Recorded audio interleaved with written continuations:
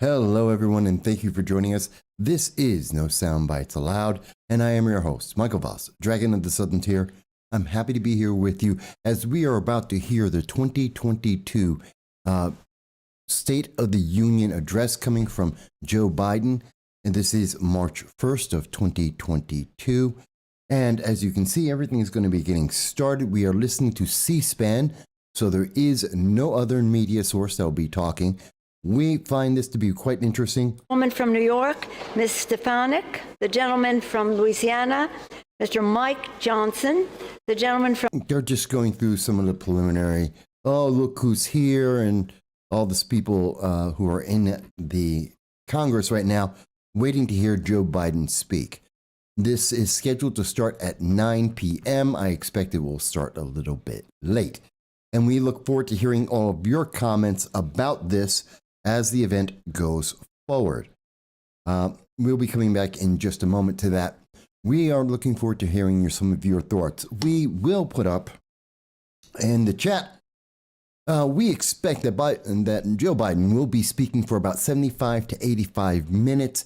It is unusual for him to have a press conference, an event where he is speaking for longer than about 85 minutes. That's about an hour and 20 minutes. And that usually included any questions or comments from the press. So we don't expect that he's going to make it longer than that. It just seems to be beyond his ability. Although if he goes longer than that, well, it should be quite interesting. We also expect that the last 20 minutes, most of the errors of his speaking will occur. We do expect that he will be speaking about Ketanji Brown Jackson, who is a Supreme Court nominee. We expect that there will be discussion about equity. We expect to hear him talk about the positive economy of the United States, how we were turning around the corner, even though inflation was at 7.5% and increasing, and that even though the unemployment rate increased to 4%, even though we're not keeping pace with the population growth, no, the economy was way better. Even earlier today, he was mentioning how poverty for blacks and black children had decreased by 30% and 50% respectively, even though the unemployment rate for blacks has not gone down in 2021 by 30%. So I'm not sure how he gets that number. I'm not sure how he gets there. He didn't cite his sources on that earlier today. So we expect to hear about the positive economy, especially for equity for those who are black and Hispanic and minorities in America, even though the economy doesn't reflect the kind of changes that he's already been making allusions to. We expect to hear a lot about green energy and an investment by the United States into more green energy. Why are we doing green energy? Because Russia is going to increase the net cost of gas in the world. Now, you may say to me, well, Mike, why is that important? What does Russia have to do with us? It's an excuse to get more green energy investments, more wind, more solar, more wind, solar, and they do biomass and all that, which isn't effective and doesn't work. So we do expect to hear him say more about that. We expect to hear him also mention that that the American people must be resolute in our resolve for the Ukraine, and that we will take the burden of higher gasoline and electricity prices. Yes, it is going to be even higher. Across the nation, the average is a 40% increase in your energy costs. That's for every person, for every business in America. 40% in 2021 alone. That was the increase. Expect it to go higher, significantly higher. We're talking about virtually doubling from where it is today, roughly about $6 a gallon of gas. And you're looking at your electricity bill going up roughly about 35% from what it is today. And he's going to tell you, not only do we need green energy because of this increase, but also because we need to support the Ukraine because Russia is evil. And it has nothing to do with the fact that this is exactly where the country was going because of his economic policies. We expect him to also be speaking about, well, basically everything that has been bad for America is going to be the fault of the Russians. and that everything that is good is because of his policies like Build Back Better. He wants to spend another $2 trillion. And that, of course, is going to take away from your pocket. It will devalue the dollar. It will cause more inflation, and you will suffer because of that. But it's going to be the Russians' fault. And then he's going to mention the Iran nuclear deal and how that's going to be coming. I know we have several comments here, and I'll try and get to that. Yes, he's going to be coming. Actually, he's going to be on time. What we will not be hearing today is that we will not hear about Afghanistan. We will not hear about Americans abandoned in Afghanistan or in the Ukraine. We will not be hearing about many things. By the way, just to let you know what's going on, we see that the Supreme Court members are coming in, including Chief John Roberts, Justice Breyer, who's going to be retiring. Kavanaugh is there, Sotomayor, and that's Amy Cohen Barrett have all appeared. Okay. So let me get to some of the comments, and I look forward to hearing your comments, folks. It's going to be interesting. How many milligrams of Adderall are Pervitin? I actually have some tea getting made right now. Hello, Miss K. It's good to see you. Hello, user has been banned. John, good to see you here as well. So Jesse's with us as well. Got two more watching on your Discord. Fantastic. I'm glad people are watching on the Discord. Let's see. Nuclear energy will not be spoken about. Nuclear energy will not be one of the initiatives, even though that is one of the key components in energy in Germany and other parts of the world, because renewable energy, green energy doesn't work. You can ask Michael Moore about that if you want, because he'll tell you himself it doesn't work. But you won't hear near nuclear energy. That is not on the table. Don't know why. It's the most effective way to get energy in the world, and it's the cleanest source of energy in the world. Dollar for every bit of electricity or energy you can generate. Won't happen. User has been naughty, says that $4 a gallon gas is already here. I've heard the national average is about $3.60, so I'm expecting it to hit $6 by the middle of the summer, if not a little bit higher. Dal, hello Dal, it's good to see you here. I've been waiting for this all day. Jesse mentions Build Back Stupid. Well, when you spend $2 trillion that you don't have and you dilute the actual dollars that we do have, you create inflation. Yeah, it is a stupid idea, especially when he's talking about, oh, we have to put $400 billion into our infrastructure, but we're not going to be adding money to actually really helping things. Oh, God, help me. It's Antony Blinken, the Secretary of State. We see Mr. Secretary Austin, Secretary of Defense have arrived. Really not my fans. I see Merrick Garland in the background. Really, just a whole parade of losers, in my opinion. Ms. K says, we are paying $2.10 a liter for petrol here, and it's going up. Ms. K, where are you?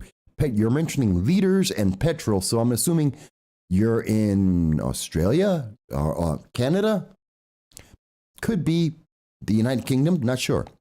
We do have an international audience. We're happy to hear everyone's voices. Yes, by the way, you can call into 607-242-1582. But I would say don't call in right away because, well, we're going to be listening to Biden speak, so we'll see what happens there.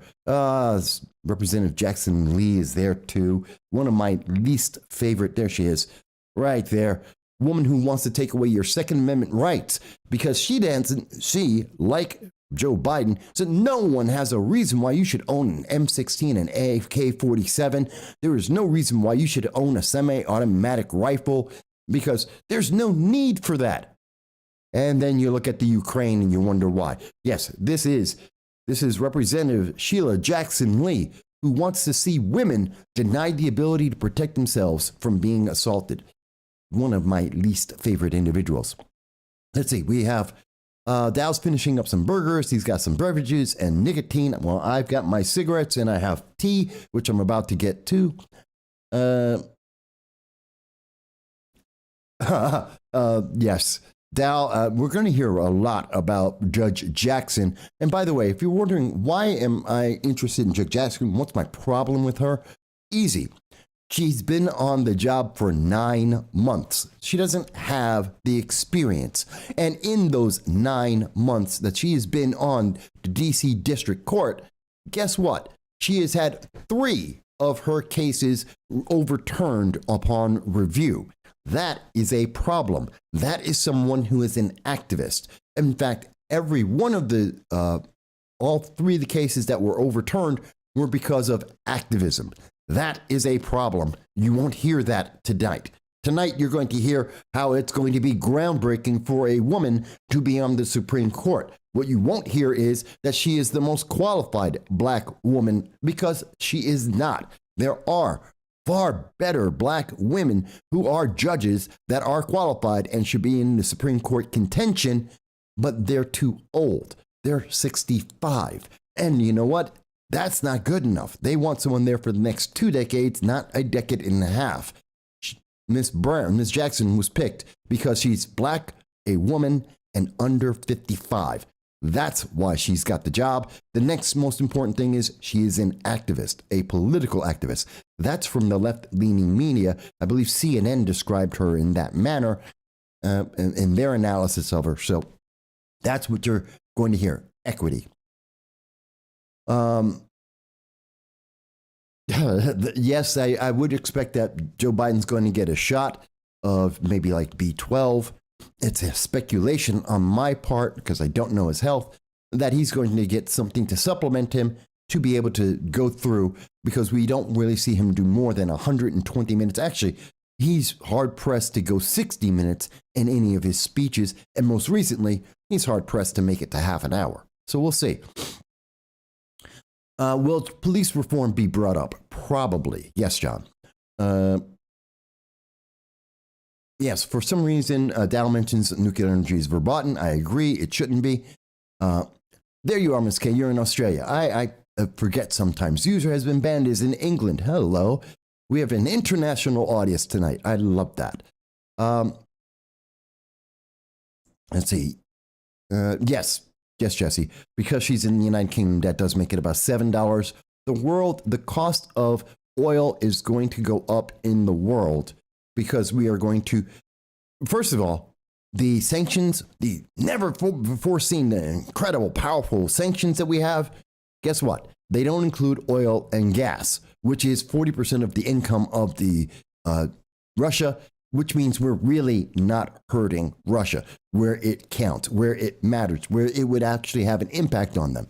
And that's what he presumed. He knew that that's what we weren't going to do, and therefore he could get away with this. This is why all the talks of sanctions, that for months, 2 months, 3 months almost, we were told that sanctions would stop Putin.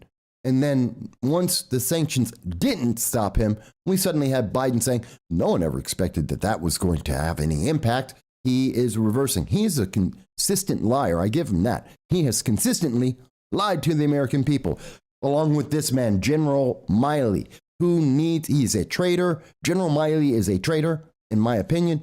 He needs to be tried for treason. He needs to be removed from the military in disgrace and court-martialed. I do not like him because he lied to America besides talking to China behind the back of American citizens and American president, he also has been aiding and abetting our enemy. He helped to abandon at least, we believe, 2,000 Americans in Afghanistan and up to 9,000. And by the way, those American citizens are still there. We have heard numbers from 85, 6, 749, 2,000. We have no idea how many Americans, because every month the number of Americans abandoned in Afghanistan changes. And we know that the Americans and their children have been abandoned in the Ukraine, and that Joe Biden, as he told Lester Holt on NBC, he will not save any of them, even though he has the power to be able to do so. He does not care. I believe this is Joe Biden himself coming in right now. And I see there's a lot of comments here, folks. I'm going to try and keep up with all of you. Here he is.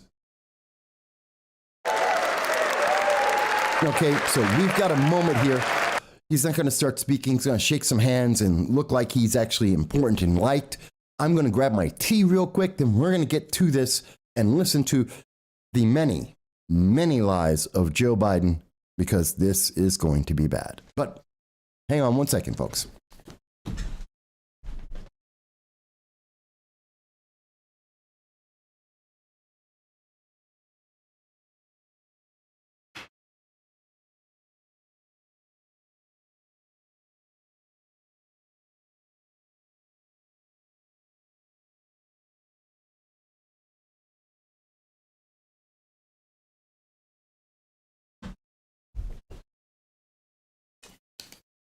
Like I said, I had to get my tea for this so that we'll be able to have this. Let's see here. We're sure it's not him in a body double. That's funny. No, that's him. Yeah, there are a lot of very, very, very old politicians at this moment. Nancy Pelosi's well into her mid 70s. Clyburn's in the 70s. Many, actually. It's mostly Democrats that are in their 70s, but we got a lot of old people in Congress right now. And yeah, I had to get my tea because this is going to be crazy. And I know there's a lot of people who will say, well, Mike, why are you looking at Joe Biden and this State of the Union address, and you're presuming that everything's going to be bad, that everything is going to be negative, that there are no positives that will be coming out of this? And the only answer I have for you there is because he lies to the American people, as we have identified on this program several times. I mean, news media won't call him out for it. They give him excuses for it, but he lied to America. Oh, the sanctions, they were never meant to stop Russia. Oh, the sanctions, Americans abandoned in Afghanistan. That didn't happen. Afghanistan was a success. The economy is doing well. He is a liar. And that's the problem. And I have a big problem with this man. I really, really do. I think we all should, because he lies to the American people. And that is the problem. So he's going to start in a moment. I'm going to be listening to this live. I'm going to comment with you. Let's see if we can catch everything he's going to lie about. Thank you.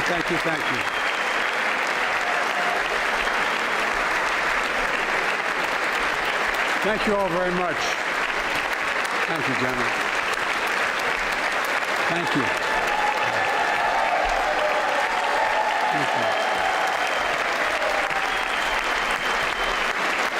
Thank you all very, very much. Thank you. Please. Thank you so much. Madam Speaker, Madam Vice President, our First Lady and Second Gentleman, members of Congress and the Cabinet, Justice of the Supreme Court, my fellow Americans. He's slurring his words. Last year, COVID-19 kept us apart. This year, we're finally together again. He's claiming victory. He's claiming victory for beating the virus that he had nothing to do with, and the science hasn't changed. As Democrats, Republicans, Independents, but most importantly, as Americans, with the duty to one another, to America, to the American people, to the Constitution, and an unwavering resolve that freedom will always triumph over tyranny. That is the goal.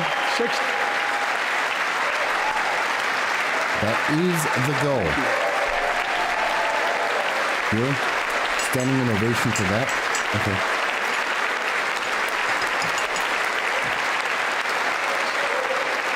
6 days ago, Russia's Vladimir Putin sought to shake the very foundations of the free world, thinking he could make it bend to his menacing ways. It has.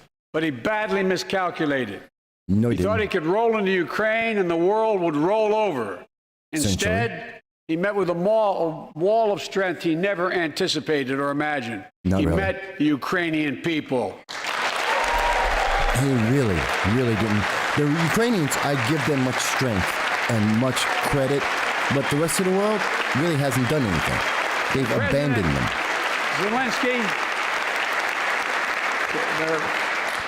to every Ukrainian, their fearlessness, their courage, their determination literally inspires the world. Groups of citizens blocking tanks with their bodies, everyone from students to retirees to teachers, turned soldiers defending their homeland. Second And in this Amendment. struggle, President Zelensky said in his speech to the European Parliament, light will win over darkness. Ukrainian ambassador to the looks like United Jack States is Dunham. here tonight, sitting with the First Lady. Let each of us, if you're able to stand and send an unmistakable signal to the world. He is already slurring his words, and I notice he didn't say this is why we have the Second Amendment to prevent what we're seeing in Russia, Ukraine right now. He should say that. He should celebrate our Constitution and our founding fathers with their foresight to say that can't happen here. Strong and she's resolved.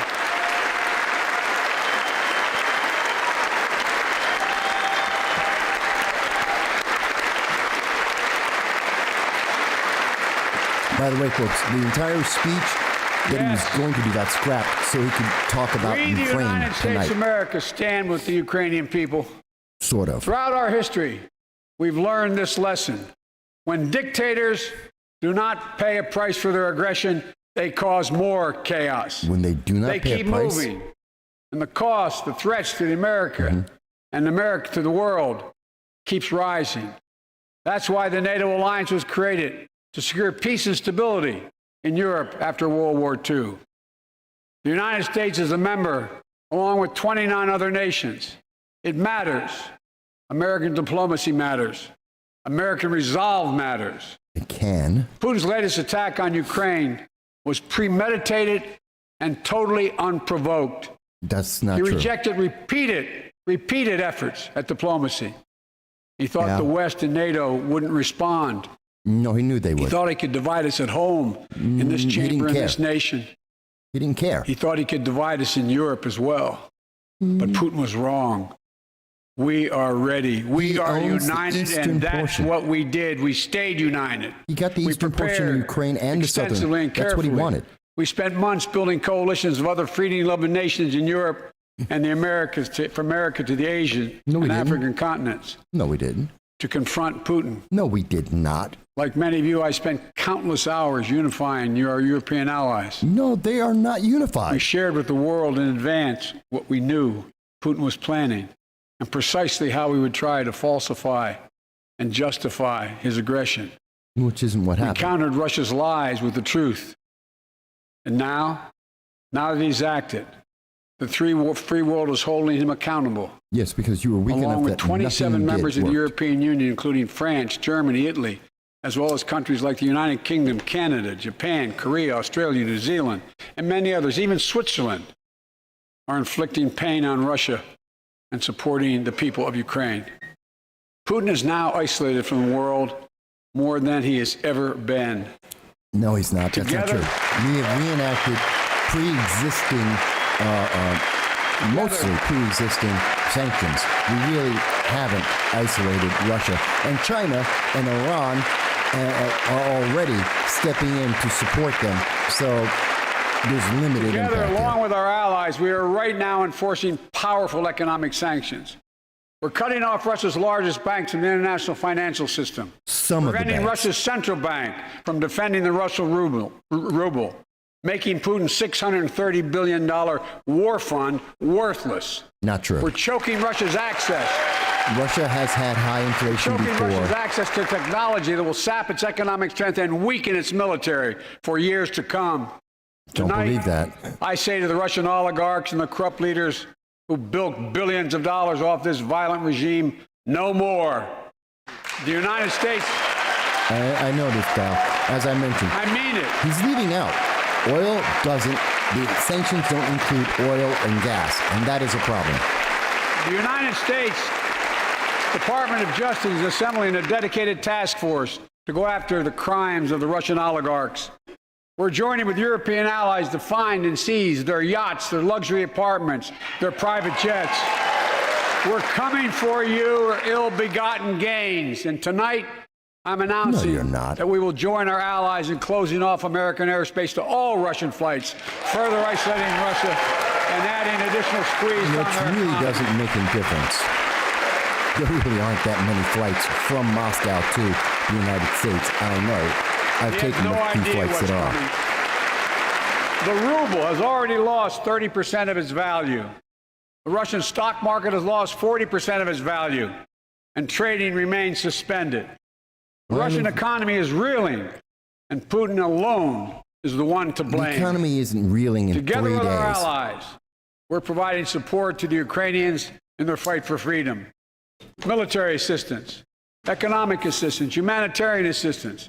We're giving more than $1 billion of direct assistance to Ukraine, and will continue to aid the Ukrainian people as they defend their country and help ease their suffering. We primarily gave them handguns to fight tanks, and we're taking the United States border agents from the southern border and sending them to Poland instead of having them protect the United States. Let's be clear about that. Our forces are not engaged and will not engage in the conflict with Russian forces in Ukraine. Our forces are not going to Europe to fight Ukraine, but to defend our NATO allies in the event that Putin decides to keep moving west. There has been no indication For of that that. purpose, we have mobilized American ground forces, air squadrons, ship deployments to protect That's NATO puffing countries, including Poland, Romania, That's puffing Latvia, up his Lithuania, and shoulders Estonia. to look And as I've powerful made when crystal it's clear, useless. the United States and our allies will defend every inch of territory that is NATO territory with the full force of our collective power. NATO Every isn't in single danger. inch. NATO has not been threatened. So that action is meaningless. It's just politicking. It's so he looks good so he can get more votes in And we're 2022. clear-eyed. Ukrainians are fighting back with pure courage. But the next few days, weeks, and months will be hard on them. Putin has unleashed violence and chaos. But while he may make gains on the battlefield, he'll pay a continuing high price over the long run. And a pound years. of Ukrainian people, 2 years proud, max. proud people, pound for pound, ready to fight with every inch of energy they have. Yes, they are. They've known 30 years of independence, have repeatedly shown that they will not tolerate anyone who tries to take their country backwards. That's not To necessarily all true. Americans, I'll be honest with you, as I always promised I would be. A Russian dictator invading a foreign country has cost around the world. And I'm taking robust action to make sure the pain of our sanctions is targeted at the Russian economy, and that we use every tool at our disposal to protect American businesses and consumers. No, you're really Tonight, not. I can announce the United States has worked with 30 other countries to release 60 million barrels of oil from reserves around the world. That is America not enough. Do you know how will much lead that oil effort. we bring in from Russia every Releasing 30 day? million barrels of our own strategic petroleum reserve. And we stand ready to do more if necessary, united with our You allies. do realize that's a temporary These action. steps will help blunt That's why gas it's a prices here at reserve. home. It will But I not. know news about what's happening can seem alarming to all Americans. But I want you to know we're going to be okay. We're going to be okay. When the history of this era is written, Putin's war in Ukraine will have left Russia weaker and the rest of the world stronger. Maybe. Well- Didn't happen in 2014. Didn't happen in 2008. I don't Well, see it that shouldn't. happening going forward. That's not necessarily true. It didn't happen under the Obama administration when Well, he it shouldn't have didn't. taken. Well, it shouldn't have taken something so terrible for people around the world to see what's at stake. Now everyone sees it clearly. We see the unity among leaders of nations, No, we a don't. more unified Europe, a more unified West. No, they're We not. see unity among the people who are gathering in cities and large crowds around the world, even in Russia, People, yes. to demonstrate their support Not for the people governments. of Ukraine. That's not In true. the battle between democracy and autocracies, democracies are rising to the moment, and the world is clearly choosing the side of peace and security. This is the real test. The global It's stability going to is take down. time. So let us continue to draw inspiration from the iron will of the Ukrainian people. To our fellow Ukrainian Americans who forged the deep bond that connects our two nations, we stand with you. we stand with you. Putin may circle Kyiv with tanks, but he'll never gain the hearts and souls of the Iranian people. He doesn't care about the He'll hearts and never souls. extinguish their love of freedom, He didn't care about and that. he will never, never weaken the resolve of the free world.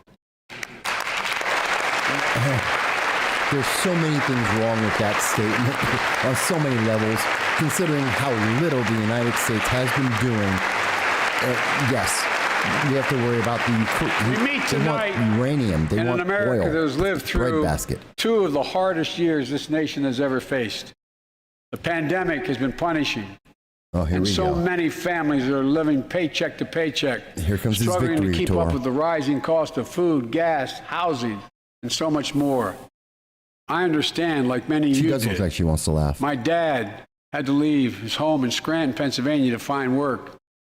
So like many of you, I grew up in a family when the price of food went up, it was felt throughout the family. Oh, It had an God, impact. he's so... That's one of the first things I did as president was fight to pass the American Rescue Plan. No, the first thing Because we did people were was hurting. send troops into Syria We needed and to act, and we fire did. 11,000 people Few from the pieces of XL legislation have pipeline, done more increasing at a the net critical moment in our unemployment in history America. to lift That's us what he out did of a first. crisis. It fueled our efforts to vaccinate the nation and combat COVID-19, delivered immediate economic relief to tens of millions of Americans. It helped put food on the table. And inflation Remember those ate all of long that, lines of and- cars and- waiting and for the hours just to pandemic get a increased. box of food put in their trunk. And It cut the shortages cost of in our healthcare hospitals right now, insurance. in our stores right And as now. my dad used to say, it gave the people just a little bit of breathing room. No, they didn't, Unlike the $2 trillion tax cut passed in the previous administration, which actually that worked. benefited the top 1% of Americans, the American Rescue Plan, Bull. That is not true. the American Rescue Yeah, Plan Schumer. helped working people and left no one behind. That is not true. 7% inflation ate up every dollar that you got, including all increases. You're paying more. The average person is paying And it worked. 23% more for everything they buy worked. right now. It did not work. It did not work. People are not able to go back to their jobs because they do not exist anymore. He's not It telling worked. the truth. We created jobs, lots of jobs. No, In fact, we our didn't. economy created over 6.5 million new jobs just That last is year. a lie. We More are jobs recovering jobs in that one were year lost in than ever 2020 through before in the history of the 2019. United States of That is America. a lie. We did not create The economy jobs. grew at a rate of 5.7 last year, the strongest growth rate in 40 years. And the first step in bringing fundamental change to our economy that hasn't worked for working people in this nation for too long. That is, For the well, past 40 years, we were told the tax break for those at the top and benefits would trickle down and everyone would benefit. But that trickle-down theory led to a weaker economic growth, that was lower 1980. wages, bigger deficits, and a widening gap between the top and everyone else. And then, Does he and remember nearly a that century. Clinton was president in Look, between there? Does he remember Vice Obama was President Harris president and I in ran there? for office, and I realize we have fundamental disagreements on this, but ran for office with a new economic vision for America. Invest in America. Educate Americans. She wants to Grow laugh. the workforce. Look at Build the Kamala. economy from the bottom up and the middle out, not from the top down. Because we know. He's not trying to Because do we any of know. that. This is not 1980. He's mixing up his eras. Because we know when the middle class grows, the poor have a way up and the wealthy do very well. America used to have the best roads, bridges, and airports on earth. In the 1950s, And now our infrastructure is ranked 13th in the world. which is still We pretty won't be able high. to compete for the jobs of the 21st century if we don't fix it. That's why it was so important Then why are we to putting pass the in... bipartisan infrastructure a law. pittance? And I thank my Republican friends. If he was Join. serious about infrastructure, like the shovel-ready invest. jobs of Obama, Rebuild we would America. spend $500 million on our infrastructure, Single biggest which is the investment minimum in necessary, history. not $100 billion that he has It's a proposed. bipartisan effort, and I want to thank the members of both parties who worked to make it happen. We're done talking about infrastructure weeks. We're now talking about an infrastructure decade. And look, What does that even mean? Infrastructure decade. What does that mean? it's going to transform America. Yes, Put we us do in a need path gas to win to the improve the economic roads. competition of the 21st century that we face with the rest of the world, particularly China. Huh? I've told Xi Jinping It's never been a good bet to bet against the American people. We'll create good jobs for millions of Americans, modernizing roads, airports, ports, waterways, all across America. And we'll do it to withstand the devastating effects of climate change and promote environmental justice. Oh, God, yes, climate change. We'll build a national network of 500,000 electric vehicle charging stations.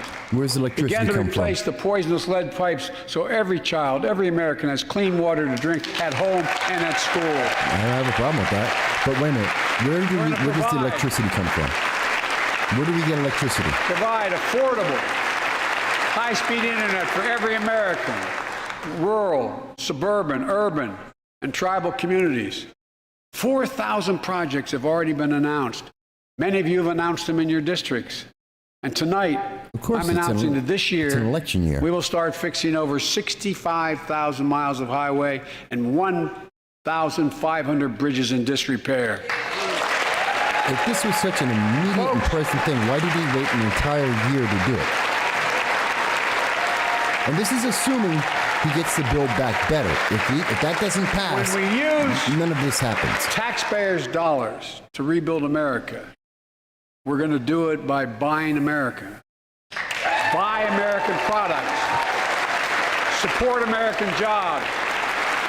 Yes, by firing Americans that like that XL Federal pipeline. government spends about $600 billion a year to keep this country safe and secure.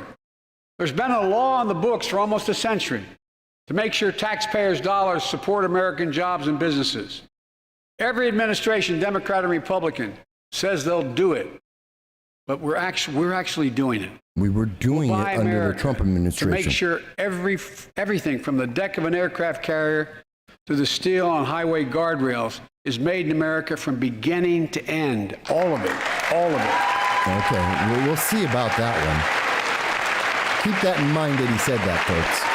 But folks, especially since we're not a manufacturing country anymore. Compete for the jobs you, Obama. Of the future. We're We also need a level economy. playing field with China and other competitors. That's why it's so important to pass the Bipartisan Innovation Act sitting in Congress that will make record investments in emerging technologies and American manufacturing. We used to invest almost 2% of our GDP in research and development. We don't now. China is. Let me give you one example why it's so important to pass. If you travel 20 miles east of Columbus, Ohio, you'll find 1,000 empty acres of land. It won't look like much. Yeah, lots of acres. If you stop and look closely, you'll see a field of dreams, the ground on which America's future will be built. That's where Intel, the American company that helped build Silicon Valley, is going to build a $20 billion semiconductor megasite, up to 8 state-of-the-art factories in one place. 10,000 new jobs. And in those factories, the average job about $135,000 a year. Some of the most sophisticated manufacturing in the world to make computer chips the size of a fingertip, that power the world in everyday lives, from smartphones, technology to the internet, technology is yet to be invented. But that's just the beginning. Intel CEO Pat Gelsinger was here tonight. I don't know where Pat is. Pat, there you go. Pat, stand up. Well, his stock price is going to get a nice boost. Can he stand? Pat. Oh.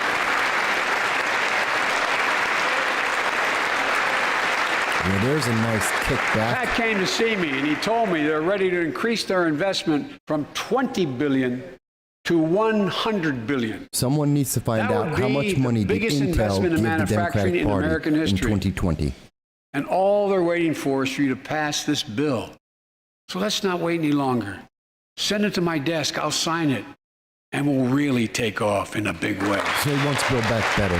He's ignoring the many things that they're wasting our money on. Intel is not alone. There's something happening in America. Most people don't work for Just Intel. look around and you'll see an amazing story. The rebirth of pride that comes from stamping products made in America. The revitalization of American manufacturing. That's Companies not are true. choosing to build new factories here. We have 12,000. Just a few years ago, they we're would have down gone 5 overseas. million manufacturing That's jobs what's since happening. 2020. Excuse me, Ford is 2000. investing That's $11 not billion in electric vehicles, creating 11,000 jobs across the country.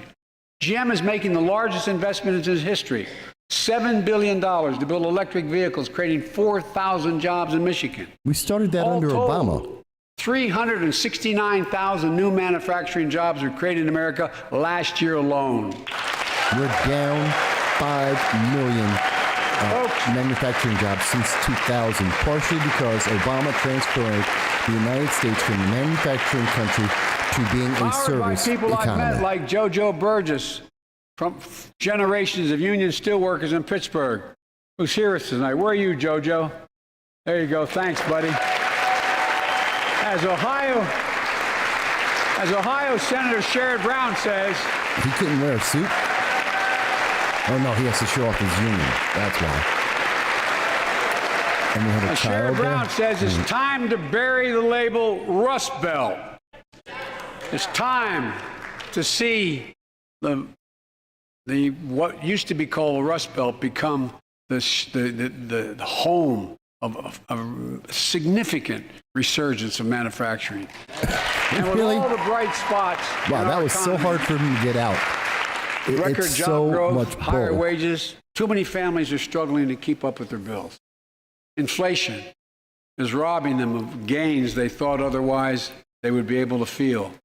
I get it. Which counters That's why what my you top just said priority about is the getting great prices economy. under control. Look, our economy roared back faster than almost anyone predicted. No, it The hasn't. pandemic meant that businesses had a hard time hiring enough people because of the pandemic to Businesses were shut keep down, up production in their factories. and So it you wasn't didn't have factory people jobs. making those beams that went into buildings because they were out. The How about factory going was into a closed. local The restaurant? panic also disrupted the global supply chain. Factories close. When that happens, it takes longer to make goods and get them to the warehouses, to the stores, and prices go up.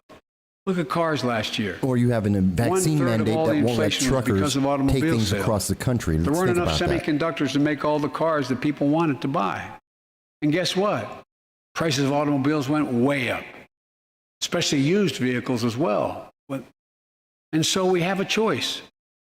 One way to fight inflation is to drive down wages and make Americans poorer. He I won't think talk I have a about better mom and idea pop to fight businesses inflation. because Lower mom your and pops can't costs, not afford your what he's wages. doing. Lower your costs. Energy is up 40% for every business in America. 40%. How do you lower your electric bill?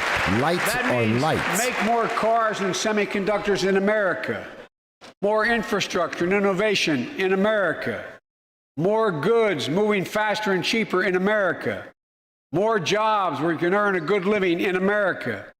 Instead of relying How on about getting foreign rid of supply chains, mandates? let's make it in America. Well, wasn't that what Trump Look. said? Isn't that what Trump did? Economists, And aren't the mandates preventing people from being able to get jobs like we're seeing in California, which is why we have so much trouble getting goods shipped from California and the ports to our stores?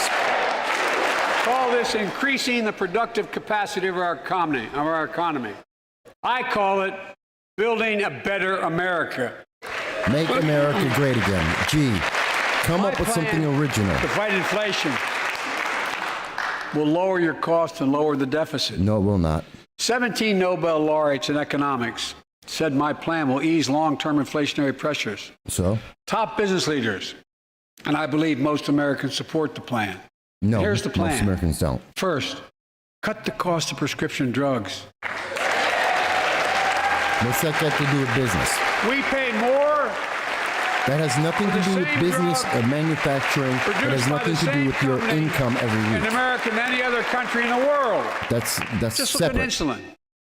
1 in 10 Americans has diabetes. Actually, In Virginia, I met a 13-year-old boy, the handsome January young man 20th standing up there, Joshua Davis. January 20th, Joe Biden put in an executive order He that and his dad increased both have the type cost 1 of insulin diabetes. because he reversed a means Trump they need insulin executive every order single that day. lowered it. That is a fact. Insulin costs about $10 a vial to make. That's what it costs the pharmaceutical company. But drug companies charge families like Joshua and his dad up to 30 times that amount. I spoke with Joshua's mom. Imagine what it's like to look at your child who needs insulin to stay healthy I know he used and have no idea insulin, how in God's but he's name not you're going to be talking able about to the pay for it. EpiPen. The EpiPen, What it does to your family, but what it does and to there's a your reason dignity, for that. your ability to look your child in the eye, to be the parent you expect yourself to be. I really mean to think about that. That's what I think about. No, it's not. You know, yesterday, Joshua's here tonight, but yesterday was his birthday. Happy birthday, buddy, by the way. Well, that's why he was picked. Now we know why he was picked. For The Joshua. sympathy vote. Sympathy. And 200,000 other young people with type 1 diabetes. Let's cap the cost of insulin at $35 a month. So everyone can afford it. And drug companies will do very, very well. Their profit margin. Are you sure about that? Well, yeah, they're going to do well. I Look know at what we they're have great charging for the disagreements on COVID this floor with vaccine. this. Let's let Medicare negotiate the price of prescription drugs. Which means the government gets to negotiate. They More power already- to the government. Set the price for VA drugs. Look, the American Oh, yeah, Rescue 'cause Plan the is VA helping isn't millions of screwed up. families with Affordable Care Act plans to save them $2,400 a year on their health premiums. Let's close the coverage gap and make these savings permanent. And second, let's cut energy costs for families, an average of $500 a year by combating climate change. Let's provide an investment tax credits to weatherize your homes and your business, to be energy efficient and get a tax credit for it. Double America's clean energy Spend the production money, maybe in you get it solar, back. wind, and so much more. Lower the price of electric vehicles, saving another $80 a month that you're not going to have to pay at the pump. Folks, Yeah, but you're going to pay more for the vehicle. And by the way, they're not efficient. They create more greenhouse gases, first thing we create those can do to electric change cars the than standard of anything living else. for hardworking folks is cut the cost of child care. Cut the cost of child care. Folks, if you live in a major city in America, you'd pay up to $14,000 a year for child care per child. I was a single dad for 5 years, raising 2 kids. I had a lot of help, though. I had a mom, a dad, a brother, and a sister that really helped. Maids. But middle class and working folks shouldn't have to pay more than 7% of their income to care for the young children. My plan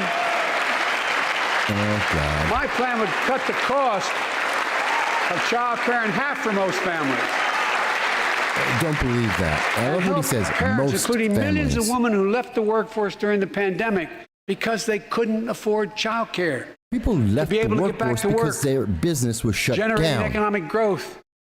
But my plan doesn't stop there. It also includes home and long-term care, more affordable housing, pre-K for 3 and 4-year-olds. That's where he's spending the money. All these will lower costs to families. This is not Under my about plan, infrastructure. nobody, let me say this again, nobody earning less than $400,000 a year will pay an additional penny in new taxes. And Not that is a single lie. penny. That is a lie. That is not true. That's why Joe Manchin will not support be his wrong. bill. That's why Kirsten Sinema will My not guess support is if we his took own a bill. secret ballot in this floor, that we'd all agree that the present tax system ain't fair. Why We have not? to fix it. Yeah, it's not fair to I'm not people looking to punish who are richer. anybody. That's a lie. But let's make corporations and wealthy Americans start paying their fair share. What is their fair share? How much is the Last fair year- share? How much? Last year, When is it enough? How much is enough? Chris Coons and Tom Carper and my distinguished Congresswoman, we come from the land of corporate America. No, There are you more don't. corporations incorporated in America than every other state in America combined. He's worked 50 years And in I the still government. won He's not 36 from... years in a row. The point is, even they understand they should pay just a fair share. Last year, 55 of the Fortune 500 companies earned $40 billion in profit and paid zero in federal taxes. Because of COVID and because It's of not the fair. regulations That's were why I made, proposed a 15% minimum tax rate for corporations. which will hurt We've got- businesses. Small mom and pop And businesses that's why are going to get hurt in the by G7 this. and other meetings overseas we're able to put together, I was able to be somewhat helpful, 130 countries agree on a global minimum tax rate. That's So companies crazy. can't get out of paying their taxes at home by shipping jobs and factories overseas. Yeah, It'll okay. raise billions of dollars. That's why I propose closing loopholes for the very wealthy who pay a lower tax rate than a teacher and a firefighter. So that's my plan, but we'll go in more detail later. We will grow the economy, lower the cost of families. No, you won't. So what are we waiting for? Let's get this done. We all know we've got to make changes. Because the Build Back Better isn't effective, it doesn't target the infrastructure, and it is counterproductive to the average American. And it does And while you're increase at it, costs and raise Confirm taxes. my nominees for the Federal Reserve, which plays a critical role in fighting inflation. My Yeah, plan will not Elon only Musk lower paid costs how and much give in families a taxes? fair shot. It will lower the deficit. The previous administration not only ballooned the deficit with those tax cuts for the very wealthy and corporations, it undermined the watchdogs, the job of those to keep pandemic relief funds being wasted. Remember we had those debates about whether or not those watchdogs should be able to see every day how much money was being spent, where was it going to the right place? Is this how you're going to Under my justify the administration, IRS? the watchdogs are back. Yeah, you increased We're gonna go after the criminals who 86,000 stole billions IRS of relief agents money to look into meant for every small American business and millions citizen's of Americans. account. Tonight, I'm announcing that the Justice Department will soon name a chief prosecutor for pandemic fraud. Start with Andrew Cuomo, And look, Governor Whitmer, Governor Newsom. How about you start with them? I think we all agree. Thank you. By the end of this year, the deficit will be down to less than half of what it was before I took office. Don't believe that. The only president ever to cut the deficit by more than $1 trillion in a single year. Lowering your cost You also increased meant it demanding by more $3 trillion. competition. I'm a capitalist. No, you're not. Capitalism without competition is not capitalism. You're not Capitalism a without capitalist. competition is exploitation. You drives do up exploitation. Yeah, you believe in exploitation. And corporations have to compete.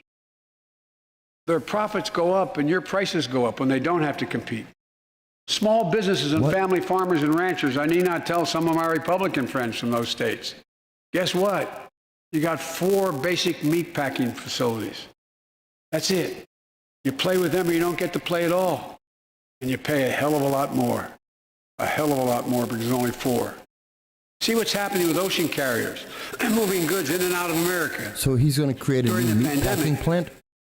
About half a dozen or less foreign-owned companies raised prices by as much as 1,000% and made record profits.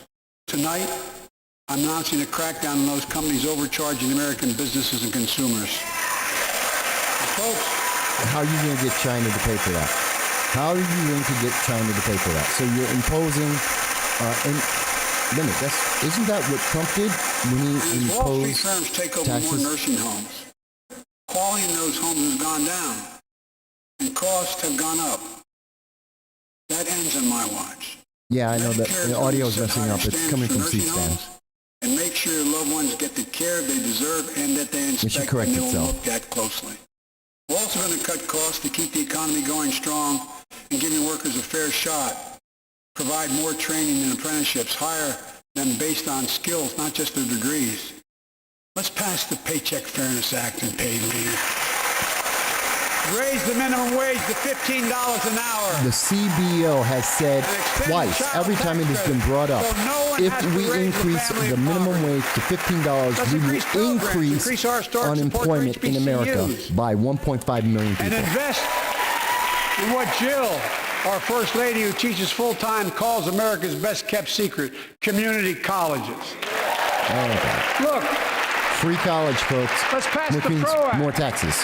when a majority of workers want to form a union, they shouldn't be able to be stopped. Oh, now we're forcing people into When we unions. invest in our Okay. workers and we build an economy from the bottom up and the middle out together, we can do something we haven't done in a long time. Build a better America. For more than 2 years, We were COVID doing has that. impacted every decision in our lives No, and the life of this nation. no, it's And impacted I your know you're decisions. tired, frustrated, and exhausted. That doesn't even count the close to 1 million people who sit at a dining room table or a kitchen table and look at an empty chair because they lost somebody. But I also know this, because of the progress we've made, because of your resilience and the tools that we have been provided by this Congress, tonight I can say we're moving forward safely back to a more normal routines. No, we're We've not. reached a new moment in the fight against COVID-19, No, we didn't. where severe cases are down to a level not seen since July of last year. Just a few days This is ago, the the Center normal for Disease pattern. Control and Prevention issued a new mask guidelines. Under the new guidelines, most Americans Because we just got a in most of the report from country John Hopkins saying can masks now don't go work. mask-free. The masks based on never projections- work. Neither did lockdowns. Based on projections, more of the country will reach a point across the next couple of weeks. And thanks to the progress we made in the past year, COVID-19 no longer need control our lives. It didn't need to I know control some our are lives talking before. about living with COVID-19. But tonight, I say that we never will just accept living with COVID-19. Just We'll will. continue to combat the virus as we do other diseases. It's the flu. Because this virus It's like mutates the and flu. spreads, we have to stay on guard. We're Here going are to live 4 with it common like we sense live with the steps flu. as we move forward safely, in my view. First, stay protected with vaccines and treatments. We know how incredibly effective vaccines are. If you're vaccinated and boosted, Do we know you how? have the highest degree of protection. We do not We'll know. never give up on vaccinating more Americans. No, natural Now, I immunity know is the parents with best. kids under 5 are eager to see their vaccines authorized for their children. No, they're not. Scientists are working hard to get that done. We'll be ready with plenty of vaccines if and when they do. We're all ready. We are also ready with Yes, antiviral endemic, get your treatments. shot. Get your seasonal If you shot. get COVID-19, the Pfizer pill reduces your chances of ending up in the hospital by 90%. I've ordered more pills than anyone in the Remember world when we were has. told if you got the shot, Pfizer's you working wouldn't get overtime to COVID? get us Then we were told 1 million it pills wouldn't this kill month you. Then and we more were than told double that it next wouldn't month. allow you to transfer And now we're COVID. launching It doesn't the do any of Test that. to Treat It's not a vaccine. initiative. So people can get tested at a pharmacy, and if they prove positive, receive the antiviral pills on the spot at no cost. No, there is a cost because the government is paying for it, which means your taxes are paying for it. If you're I have never taken a flu shot in my life. If you're No need for it. immunocompromised or have some other vulnerability, we have treatments and free high-quality masks. We're leaving no one behind or ignoring anyone's needs as we move forward. On testing, we've made hundreds of No, he millions won't of tests mention natural available, immunity. and you can order them for free to your doorstep. And we've already ordered free tests. If you already ordered free tests tonight, I'm announcing you can order another group of tests. Go to covidtest.gov. By the way, starting next the week, United and you States can get spent more tests. $137 million Second, to build a we must factory prepare in for Germany new variants. for those tests Over the past, we've gotten under much the, better at under detecting the new Biden variants. administration. If necessary, we'll be able to develop new vaccines within 100 days instead of maybe months or years. And if Congress provides the funds we need, we'll have new stockpiles of tests, masks, pills ready if needed.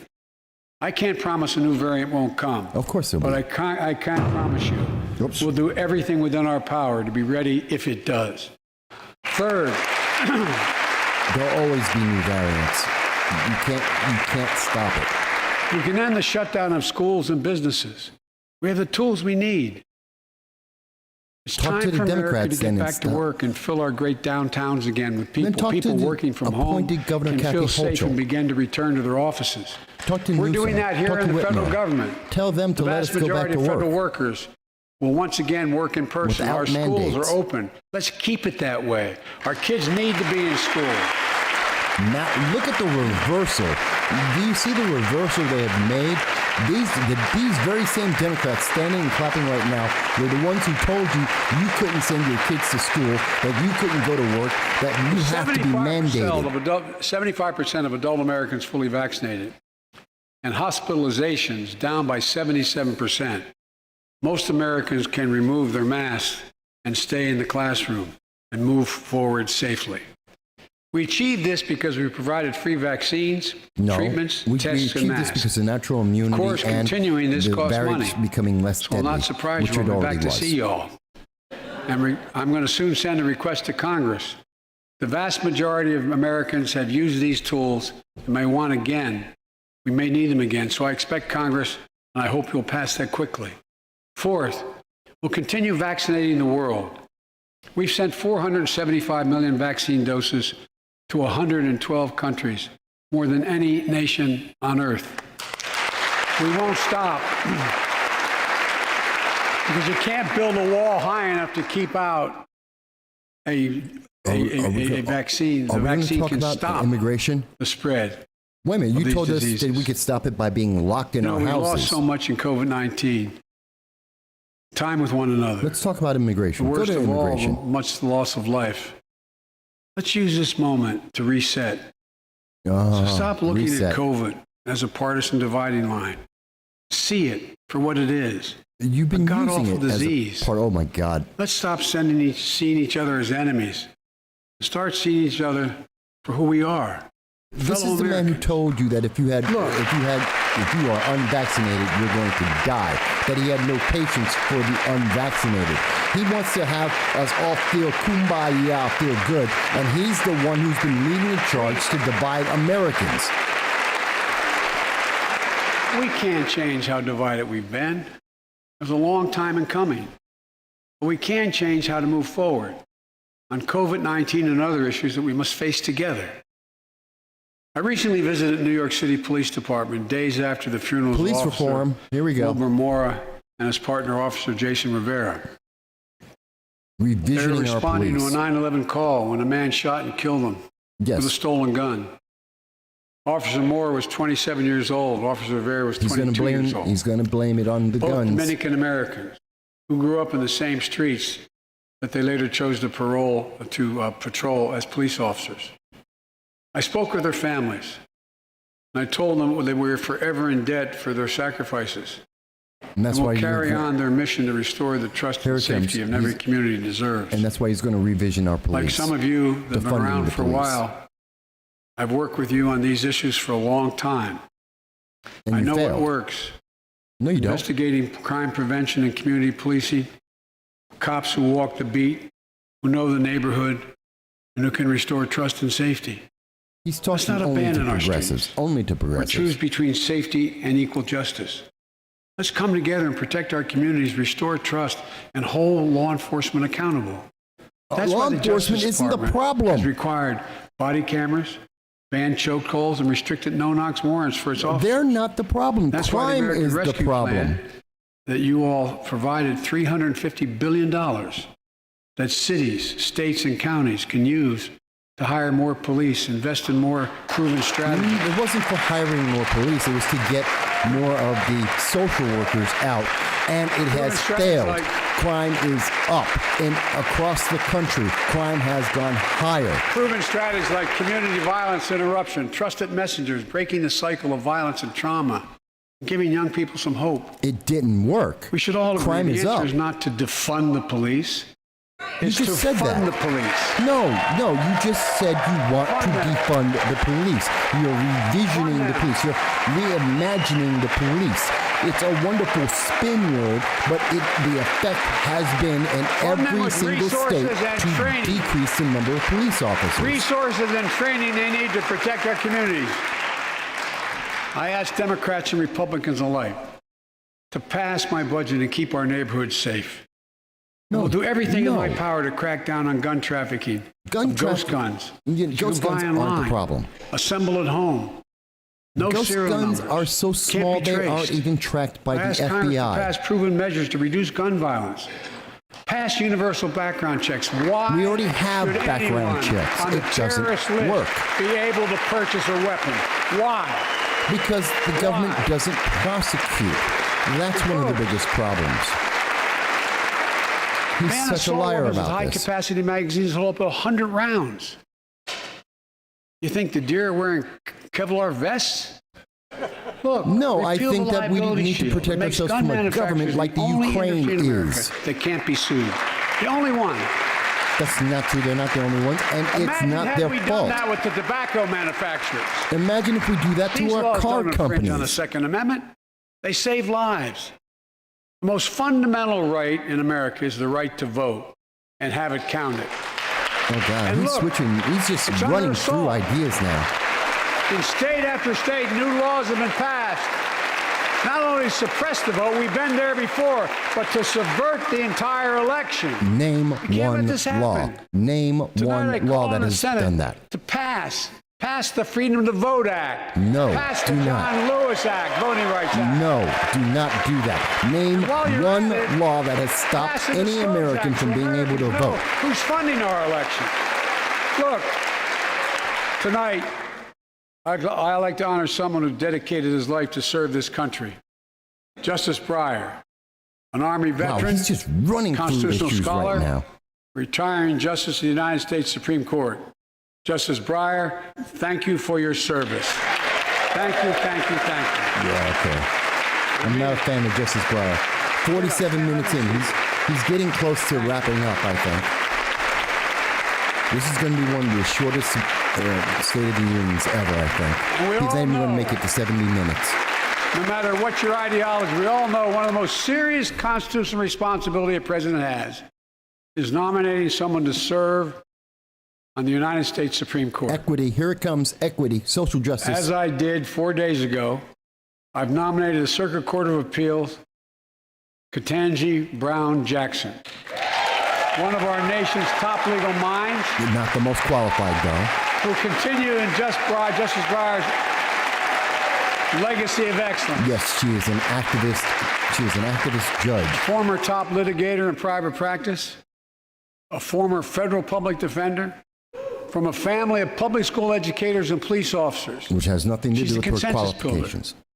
Since she's been nominated, she's received a broad range of support, including the Fraternal Order of Police and former judges supported by Democrats and Republicans. Unions. Yeah. Folks, Unions love her. if we're to advance liberty and justice, we need to secure our border and fix the immigration system. Then don't send our border agents to Poland, which is what he is doing. We do need to fix our border. 2 million people entered the United States in 2021. We have a caravan coming to our southern border right now, 4,000 people. Who's going to As you stop might them? guess, I think we can do both. At our border, we've installed new technology like cutting-edge scanners Didn't to work. better detect drug smuggling. Didn't We've work. set up joint patrols with Mexico and Guatemala to catch more human traffickers. Didn't work. We're putting in place dedicated immigration judges in significant larger numbers. Didn't work. So families fleeing persecution and violence can have their cases heard faster, and those who don't legitimately hear can be sent back. That's how he's getting We're people screening, in. we're securing commitments and supporting partners in South and Central America to host more refugees and secure their own borders. And yet We can we're do getting all more this while people keeping in lit our the torch nation. of liberty that has led a generation of immigrants to this land. My forebears and many of yours. No, that's Provide legal a pathway to citizenship migration. for dreamers, No, those with No. temporary status, that's farm workers, breaking the law. essential No, workers. you're going to increase the net Revise number of our people laws. coming into the United States. You're getting more Businesses have illegal workers immigrants. they need, and families don't wait decades to reunite. It's not only the right thing to do, it's economically smart thing to do. No, it's not. That's why the immigration reform is supported by everyone from labor unions to religious leaders to the U.S. Chamber of Commerce. It is not. Let's get it is done not once supported. and for all. They're not asking for what you're looking to do, and they are not asking for a path to citizenship, which is a reward for breaking our laws and will cause more people to Advancing come to the liberty and United justice States. also requires protecting the rights of women.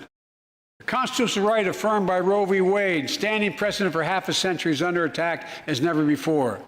If you want to go forward, not backwards, we must protect access to health care, preserve a woman's right to choose, Women and have continue a to right to advance choose. maternal health care for all Americans. Women have rights, and that has not been questioned, Folks, but babies have a right too. For our Heartbeats LGBTQ matter. plus Americans, let's finally get the Bipartisan Equality Act to my desk.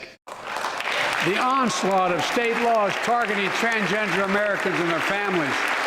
It's simply You wrong. mean like in Virginia? I said last year, especially to our younger transgender allowed Americans, children I'll to be- always have your back as your Well, I can't say the president, word on so YouTube. you can be yourself and reach your God-given potential.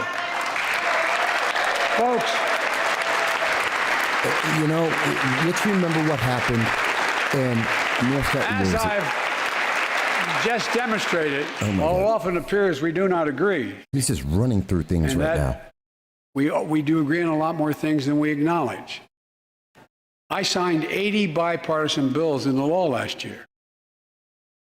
From preventing government shutdowns, And renaming protecting post Asian Americans offices. from still too common hate crimes, to reforming military justice, and will soon be strengthening the Violence Against Women Act that I first wrote 3 decades ago. Okay. It's important. It's important for us So to much. show. That's insane here. So show much the insane. nation. We can come together and do big things. So tonight I'm offering a unity agenda for the nation. Unity? 4 big things we can do together, in my view. He First, does not believe beat in the unity. opioid epidemic. That was So much we can do. opioids became more of a problem Increase because of the funding for pandemic. prevention, treatment, harm reduction, and recovery. Get rid of outdated rules and stop doctors that stop doctors from prescribing. He's talking about the crack treatments. pipes that he wants Stop to give the out. flow of illicit drugs by working with state and local law enforcement to go after the traffickers. To give out And if you're crack suffering pipes. from addiction, you should know you're not alone. I believe in recovery, and I celebrate the 23 million Americans in recovery. Second, let's take on mental health, especially among our children whose lives and education have been turned upside down. American Rescue Plan gave schools money to hire teachers and help students make up for lost learning. I urge Kids every need parent to just be able to go make sure to your school without a mask your and school not does being put just in a that. plastic Have cage. the money. We can all play a part. Yes, Sign Jesse. up to be a tutor or a The mentor. worse the border is, the more Children were drugs we also get. struggling before the pandemic. Bullying, violence, trauma, They weren't and the struggling harms of beforehand. social media. The pandemic Francis- increased the problems. Haugen, who is here tonight with us, has shown we must hold social media platforms accountable for the national experiment they're conducting on our children for profit. The only people who are doing a national experiment is coming from the Democrats and progressives who are experimenting with this social, Thank you. the social changes they're trying to put into Thank you America. for the courage you showed. It's time to strengthen privacy protections. Ban targeted advertising to children. How about Demand tech protecting our companies privacy stop from the collecting IRS, personal who are now data on able our to look into children. our bank accounts? And let's get all Americans the mental health services they need. More people can turn for help and full parity between physical and mental health care if we treat it that way in our insurance. Look, There's so much here, folks. There's just so much stuff that he is conflating, third piece confusing, of that and agenda lying about. is support our veterans. Veterans are the backbone and the spine of this country. They're the best of us.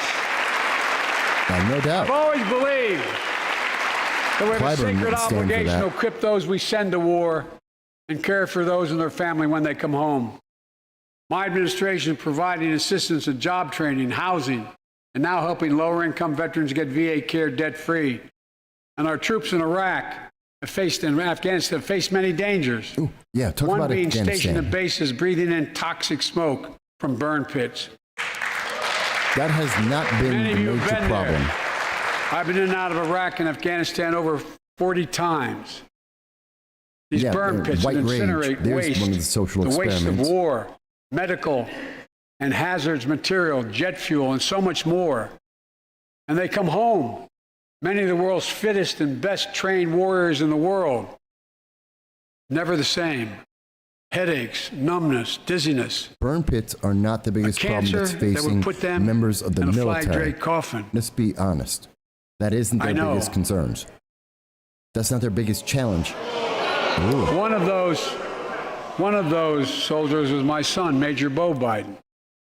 I don't know for sure if the burn pit that he lived near, that his Who was that? cooch was Boberg? there. Who said that? He won't in talk Iraq about and Afghanistan. He earlier won't talk than about that the Americans in that were Kosovo. abandoned. He won't talk the about the cause of his Americans brain abandoned cancer, in the disease of so Ukraine. many other troops. He won't talk But I about am committed the American military to members find who out were everything kicked we out of can. the military because they would Committed not take the to military vaccine mandate. families like Danielle Robinson from He's Ohio, not talking about those the widow of things. Sergeant First Class Notice Heath how he's Robinson. isolating what he wants to He was say. born a soldier. And he's Army National and Guard, he's emphasizing combat your medic in emotions. Kosovo and Iraq, He's playing stationed near on Baghdad, just on your yards sympathies. from burn He's pits talking the about size his of football son, fields. his son, and he wants you to Danielle is sympathize here with with us him. tonight. He's not telling you about what are the They love going consequences to of Ohio what he's State been football speaking games. about. This is all about sympathy. It's about feel good. It's not about effectiveness. It's not about what's going to work. There are conflicting things that he has been speaking about in this speech. Parts that do not make sense. He went from police officers being shot by madmen Legos to with talking their about daughter. gun control to talking about Cancer police from reform, prolonged which doesn't exposure to stop the burn initial pits. problem of Ravaged the men who've Heath's been lungs and shot. body. Why did they get Danielle shot? says Heath was a the fighter violence to of the very end. Antifa. He didn't know how to stop fighting, and neither did she. Through her pain, she found purpose to demand that we do better. Tonight, Danielle, we are going to do better. The VA I want to hear your comments after this, inspiring folks. new ways of linking toxic exposure to disease, already helping more veterans get benefits. And tonight, I'm announcing we're expanding eligibility to veterans suffering from 9 respiratory cancers. I'm also calling on Congress to pass a law to make sure veterans devastated by toxic exposure in Iraq and Afghanistan finally get the benefits and the comprehensive health care they deserve.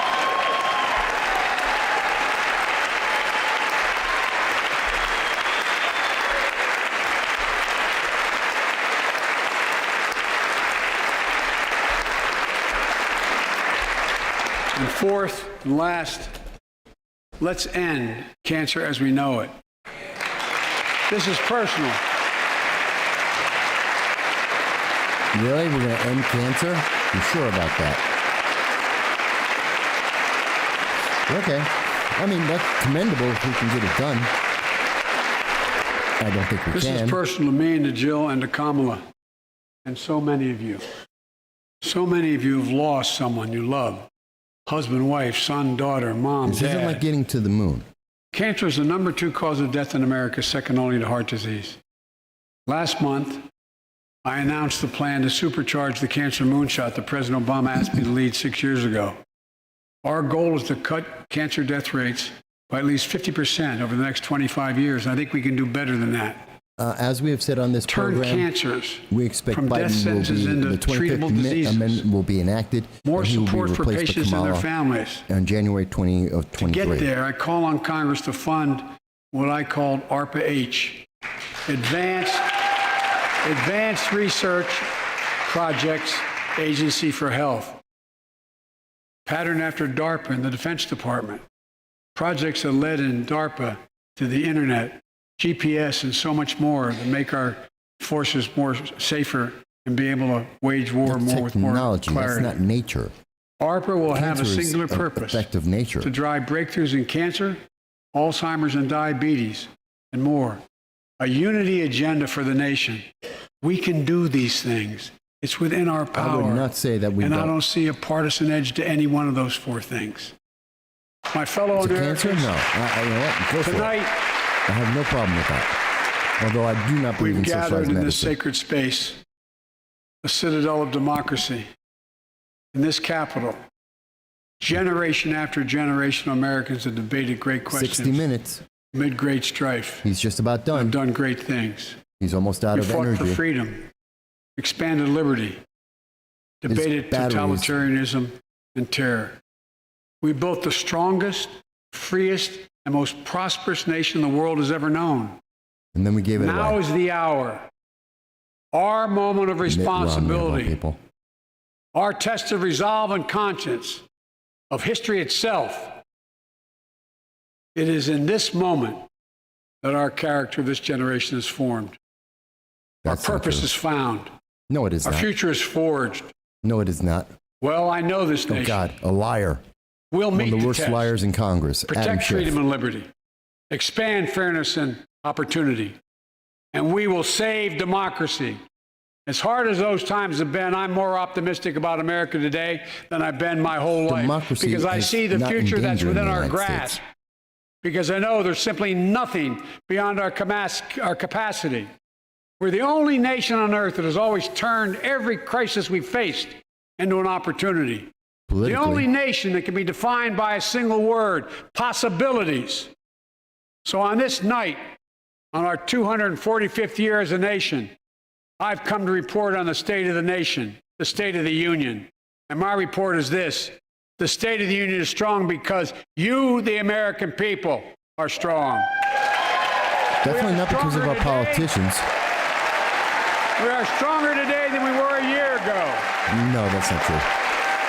And we'll be stronger a year from now than we are today. This is our moment to meet and overcome the challenges of our time. And we will, as one people, one America, the United States of America. God bless you all, and may God protect our troops. Thank you. God, he made it to 1 hour and 1 minute. He made it to 1 hour and 1 minute, folks. That is ridiculous. 1 hour, 1 minute. He didn't even make it to the 75 minutes. He didn't even make it to the 75-minute mark. That's just horrible. Okay. I knew it was going to be short. There are so many problems with what he has said here. And I didn't take notes. I'm just going off of my memory. Did you notice how he switched from talking about the vicious, evil crime of shooting police officers, defense officers, with this surprise attack against them, this murder and assassination of our police officers, and turned that around to be, well, the police are the bad guys. Can you imagine? He said the police are the bad guys after talking about how the police were assassinated. Really? He's talking about reform of the police. Guess what? In every single city and every single state where we have done the reforms, we have found the same thing every single time. Crime has increased because they're not reforming the police. They're not revisioning the police. They are defunding the police. It always happens. They use different words. The result is always the same. You notice that he didn't talk about Afghanistan. He didn't talk about the Ukraine and what Americans have been abandoned over there. You notice he didn't tell us, gee, we got out of Afghanistan. Remember, that was one of his great successes. It was a great victory. And yet he didn't have anything to say about that in the State of the Union. That's insane. Hang on, we got a comment coming in. Hello, and thank you for calling in to No Soundbites Allowed. This is Michael. How may I help you today? Mike, it's me, John. Hey, John. Don't worry. Joe Biden's going to cure cancer. You know, here's the thing. I'm not going to be upset about him if he tries to cure cancer. Go for it. No one's going to be upset about that. But to tell us that the same, oh God, look at this. It's a traitor and a man who's lost. Look at that. Anyway, going for it is great, but it's not like going to the moon. This isn't a question of, gee, technology. Do we have an engine strong enough to get us to the moon and back? We're talking about nature itself. Yes. By the way, pardon me if I'm a little, I had a couple, we did a drinking game in your Discord for the Biden, for every time he lied, I was gone within 20 minutes. Let me make this clear. I'm glad you guys didn't pass out from drinking because he was just lying. I was very close to. Let me make this very clear. We are killing American manufacturing. He talked for the entire first half about American manufacturing, then says we're going to minimum wage. Hang on, you're breaking up a little bit. You're breaking? Are you kidding me? You want competition? By the way, let me promote. Who did he promote? He promoted Pfizer the entire time during the end there? Come on, this is... Well, manufacturing, remember, the United States, because of the Obama administration and its efforts to transform America, went from a manufacturing economy to a service economy. That's why we get so much meat and everything else from overseas, which is why when they have problems, we have problems. And we are down. Manufacturing is down in the United States since the Obama administration. We are down 5 million manufacturing jobs. So when he's talking about we're going to make everything in America, we can't. You changed the economy. Trump tried to bring it back. We didn't get there. And just to show people on the screen right now, I want you to see this, folks, so you can see it clearly for yourself. Here it is. This is U.S. debt clock and manufacturing. Currently in the United States, 12,624,260 manufacturing jobs at this moment.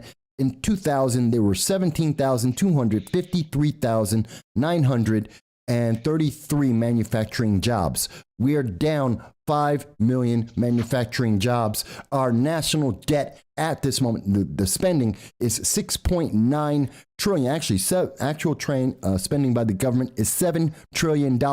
And he wants to add $2 trillion more. And he said he's reducing everything by $1 trillion. We're spending more money than we have ever spent before. He is lying to you. Go on. He is just, and let's not forget the little thing he said there. Let's not forget what he said about gun manufacturers, how they're the only company that can't be sued. Really? That's not a true statement. How come I can't sue if there's a problem with my COVID vaccine? Yeah. That's not true.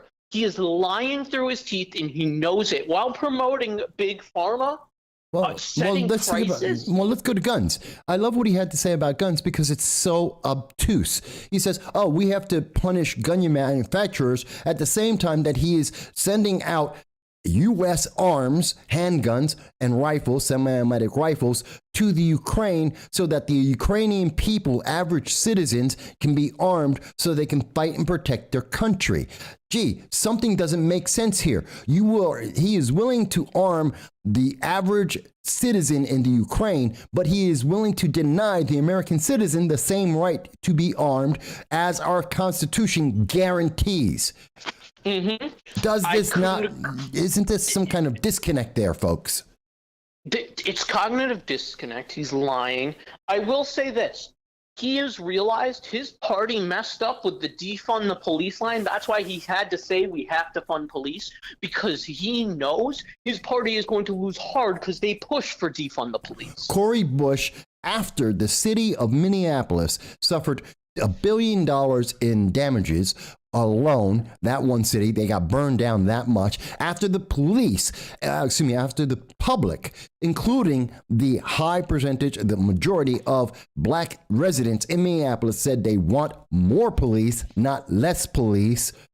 Cori Bush came out and said, nope, we need to have less police. We need to revision the police. This is a statement that has been said in Portland, in Seattle, throughout California. It's been done in many states, and in every single case, when we have done this, when we have revisioned the police, we wind up with less police officers and more crime. Crime was up in 2020 because of the defunding the police. It was up in 2021 because of defunding the police, higher than it was in 2020, and it is higher today. That is a fact. It is indisputable. It is correct. These are numbers coming from the United States government and the states themselves. It is indisputable. Mike, before I get myself into too much trouble here, let me leave you with this. When are you running for office again? First off, when are you running for president? Let's be honest here. Let's go straight to the top, right? You ran for Broome County is the dumbest thing for not electing you for legislature. I'm going to say it if no one else will. First off, when you're running for office again, Mike, and what can we do as citizens to fight this? Right? What's your opinion on this? That's a great question. That's a great question. Opinion, because I just heard someone live for 2 hours straight. The only one who's making sense is you. When you're running for office, and two, when can we expect your presidential run, and what can we do for us citizens? Elected office, I don't know. Ask the the Broome County Republican Party why I'm not running. Ask them why they. Ask them about their support for me. I'm not responding to that. I understand. And second, let's go to what can people do about this? Very simply, you need to reach out to your members of Congress. Representative Antonio Delgado, I have been trying to reach him since September. Over 6 months now, I have reached out to this individual who is representing the New York 19th District And I have asked him questions like, what is going on with American citizens in Afghanistan? What about the Americans who have been abandoned in the Ukraine? How about the refugees that are being spread across our state? How about our immigration, protecting our border, and stop distributing children across the United States, which is helping to promote child abuse, sending children on a 1,000-mile trek with sex abusers and drug gangs and dying in our deserts. And he has never responded. Guess what? That means you shouldn't vote for a man who won't answer a question made as a constituent and a member of the press. He won't answer us. Why should we vote for him? Do not reelect people who are ineffective and inattentive. That is what we need to do. Because if we keep reelecting these people like Nancy Pelosi, like Representative Sheila Jackson Brown, like Maxine Waters, Adam Schiff, people who have lied to our faces and expect that we're just going to re-vote them in, people who have promoted racial disparity in America and have divided our nation more than anything I've seen in my lifetime, then we're only going to get more of this problem. America is going to break down further. We need to speak up, and you need to send them letters. Even if they're not responding to you, send them the letters and tell them how wrong they are, because we have seen over and over again. He wants to talk about, we need these new voting laws. Fantastic. Tell me, show me one law that has stopped one American from being able to vote.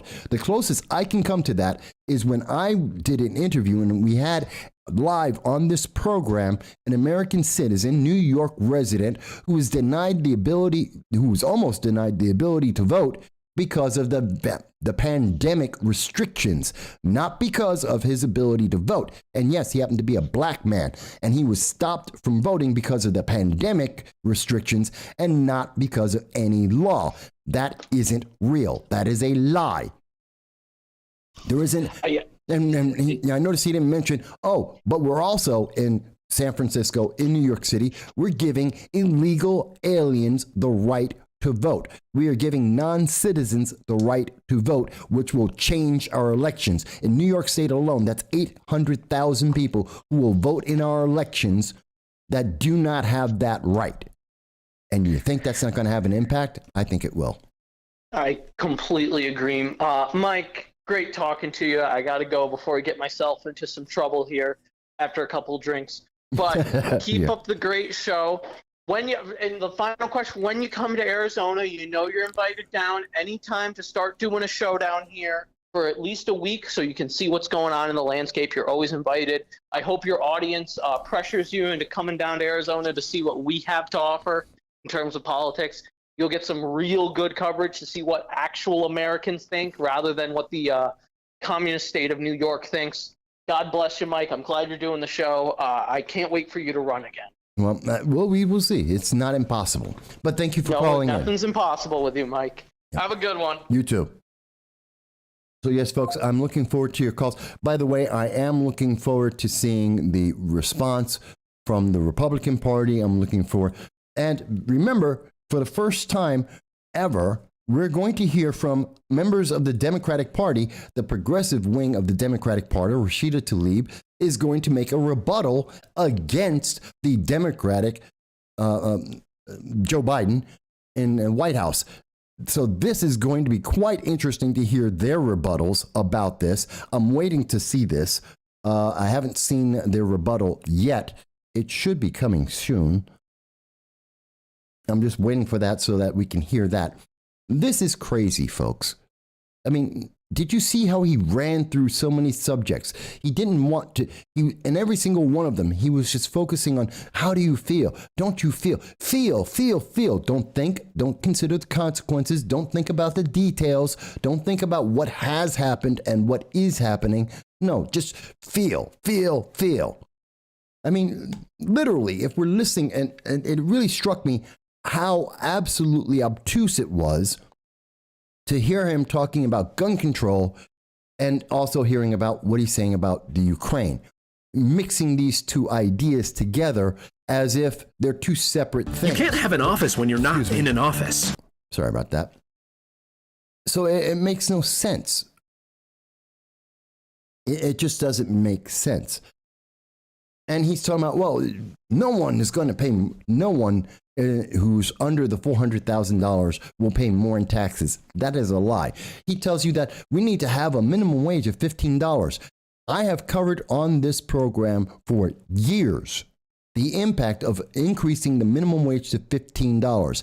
In every single city that it has been done, we have seen a net increase in the number of people who are unemployed, and we have seen a net increase in the amount of the cost of goods every single time. New York City, Washington State, everywhere it has been done, there has been more unemployment and there has been an increase in the cost of goods, which is exactly what the CBO has said each time that they have reviewed this. The Congressional Budget Office has looked at this, they have done an analysis on this, and they have told us that if you increase the minimum wage to $15 an hour, then you will see 1.5 million people unemployed, and you will see a net increase, and it will hurt poor people more than it will help them. By the way, the number of people, just so everyone knows, the number of people who get unemployed, the minimum wage in the United States at this time, 3%. I know, they make it sound like it's so huge, like 50% of the nation is getting minimum wage. If you listen to Alexandria Ocasio-Cortez, everyone has a second job and everyone is getting paid minimum wage in every single job that they have. These are lies. They are lies. Only about 3%. This is why they never tell you how many people will be affected. Minimum wage is only about 3% of the nation. That's it. Everyone else gets paid more. Everyone else. So what they're actually looking at is really just hurting poor people, because when you increase the minimum wage and you're increasing the cost of electricity, because notice he didn't want to focus on, well, we need to become energy independent. We have to have more solar, more wind. Really? We do. Even though that's ineffective, it doesn't work. It hasn't helped any nation in the world because it always needs a supplement of standard production of electricity like coal or nuclear everywhere in the world. That's just a fact. Not coming from me, that's coming from the Planet of Humans. That's coming from Michael Moore, his documentary on this, citing every one of the statistics. It comes from the former green energy czar of the Obama administration. They will tell you directly it doesn't work. And so he's saying that we need to have more electric cars, which means we need more electricity, which means we need more gas and coal to be able to do that. And part of the reasons why we're seeing the cost of electricity go up higher is the United States stopped being a net exporter of oil and gas under the Trump administration, and we are a net importer. He's like, oh, well, we put out 30 billion barrels from the emergency reserve. Guess what? That is a reserve. That means it will run out. Hang on. Thank you for calling in. This is No Soundbites Allowed. I am your host, Michael Voss. Hey, Mike, it's Preston. Hey, Preston. What's going on, man? Oh, nothing really. I caught a good probably 75% of the State of the Union. Something with work came up, so I missed some parts of the beginning. But from what I was able to hear, that was quite a show he put on there, for lack of a better word. Oh, absolutely. It was miserable. I thought it was absolutely miserable. It absolutely was. I mean, and I'm telling you, it was funny because I was watching it with John, the previous caller, and we were shocked when he said the whole part about the whole, we shouldn't be defunding the police. We need to fund the police, and then proceeds to, go off on that tangent about how we need to start,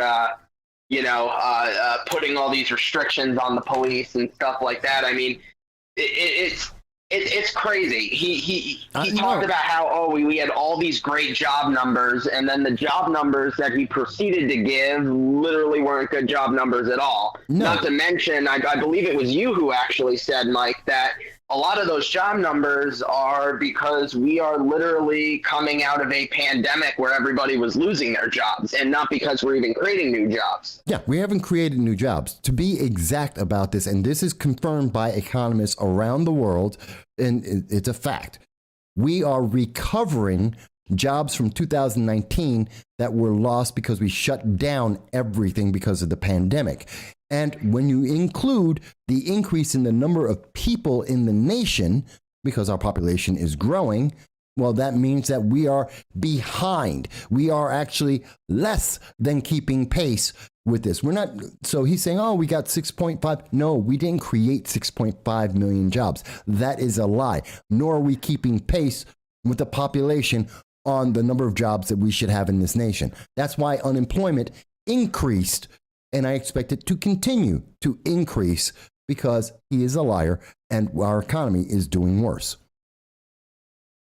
No, absolutely, absolutely. And I mean, I felt a similar way too when he was talking about, you know, the whole thing at the end where he segued it into, you know, oh, we're going to cure cancer.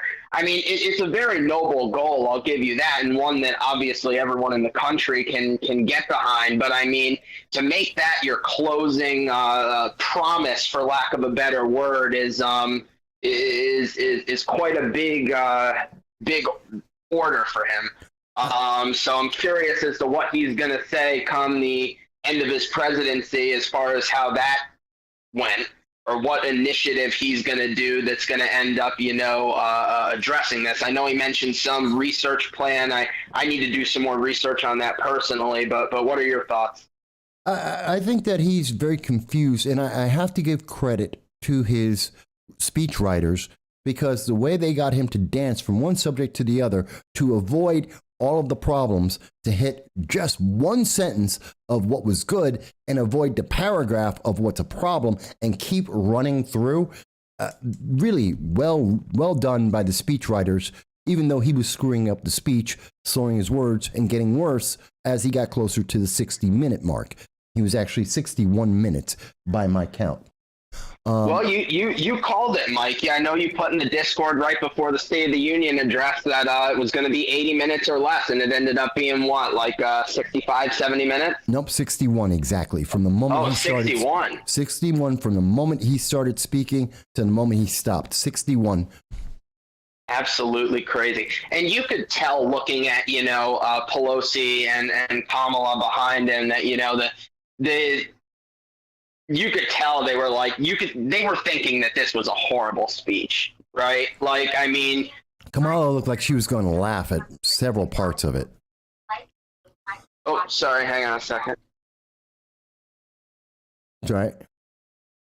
I'm trying to find where is the Republican response. Yeah, it just started up. That's what the unexpected noise was from. It's if you go to Governor Reynolds' YouTube page, you can probably find it, but I guarantee all the news outlets are covering it too. I'm not seeing it.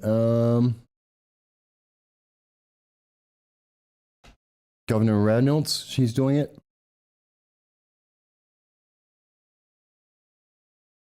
Where do you see it at? I went to Governor Reynolds' YouTube page. If you just type in Governor Reynolds, and then it should be live on there. Unless they're delisting it or making it a pain in the... Here it is. I found it. It's on YouTube. All right, folks, we're going to go. I want to take that. More than cost American lives. It betrayed our allies and emboldened... Preston, I'll be right back with you. Call back North in. Korea... No worries. Good talking to you, Mike. ...at an alarming rate. The Speaker of the House recently warned our Olympic athletes not to speak out against China. And now Russia has launched an unprovoked, full-scale military invasion of Ukraine, an attack on democracy, freedom, and the rule of law. Now all Americans must stand united in solidarity with the brave people of Ukraine as they courageously defend their country against Putin's tyranny as they fight for their freedom. But we shouldn't ignore what happened in the run-up to Putin's invasion. Waiving sanctions on Russian pipelines while eliminating oil production here at home, focusing on political correctness rather than military readiness, reacting to world events instead of driving them. Weakness on the world stage has a cost, and Yes. The president's approach to foreign policy has consistently been too little, too late. It's time for America to once again project confidence. It's time to be decisive. It's time to lead. But we can't project strength abroad if we're weak at home. And that's what I want to discuss with you tonight. The President and Democrats in Congress have spent the last year either ignoring the issues facing Americans or making them worse. They were warned that spending trillions would lead to soaring inflation. They were told that their anti-energy policies would send gas prices to new heights. But they plowed ahead anyway, raising the price at the pump by 50% and pushing inflation to a 40-year high. 4 decades ago, when our nation was last reeling from inflation, I was a young working mom just starting out. My husband, Kevin, worked days while I watched our girls, and then we would literally switch. We would pass in the yard as he was coming home, and I was leaving to work evenings at the local grocery store. From across that checkout counter, I saw the pain of inflation on my neighbors' faces. I saw what happens when prices rise faster than wages. The Biden administration believes inflation is a, quote, high-class problem. I can tell you, it's an everybody problem. I saw moms and dads' paychecks buy them less and less. I watched working people choose which essentials to take home and which ones to leave behind. And now President Biden's decisions have a whole new generation feeling that same pain. When I took the oath of office 5 years ago, I promised Iowans that I would never lose sight of who I was working for, that I wouldn't become detached from the problems they were facing, from the problems that I had faced myself.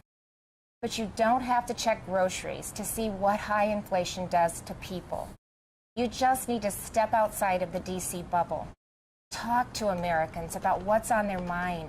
Ask them, what are your concerns? What keeps you up at night? And they'll tell you. And I can tell you what's not on that list. They won't tell you that spending trillions more and bankrupting their children is the answer to their problems. They won't tell you that we should be paying people not to work.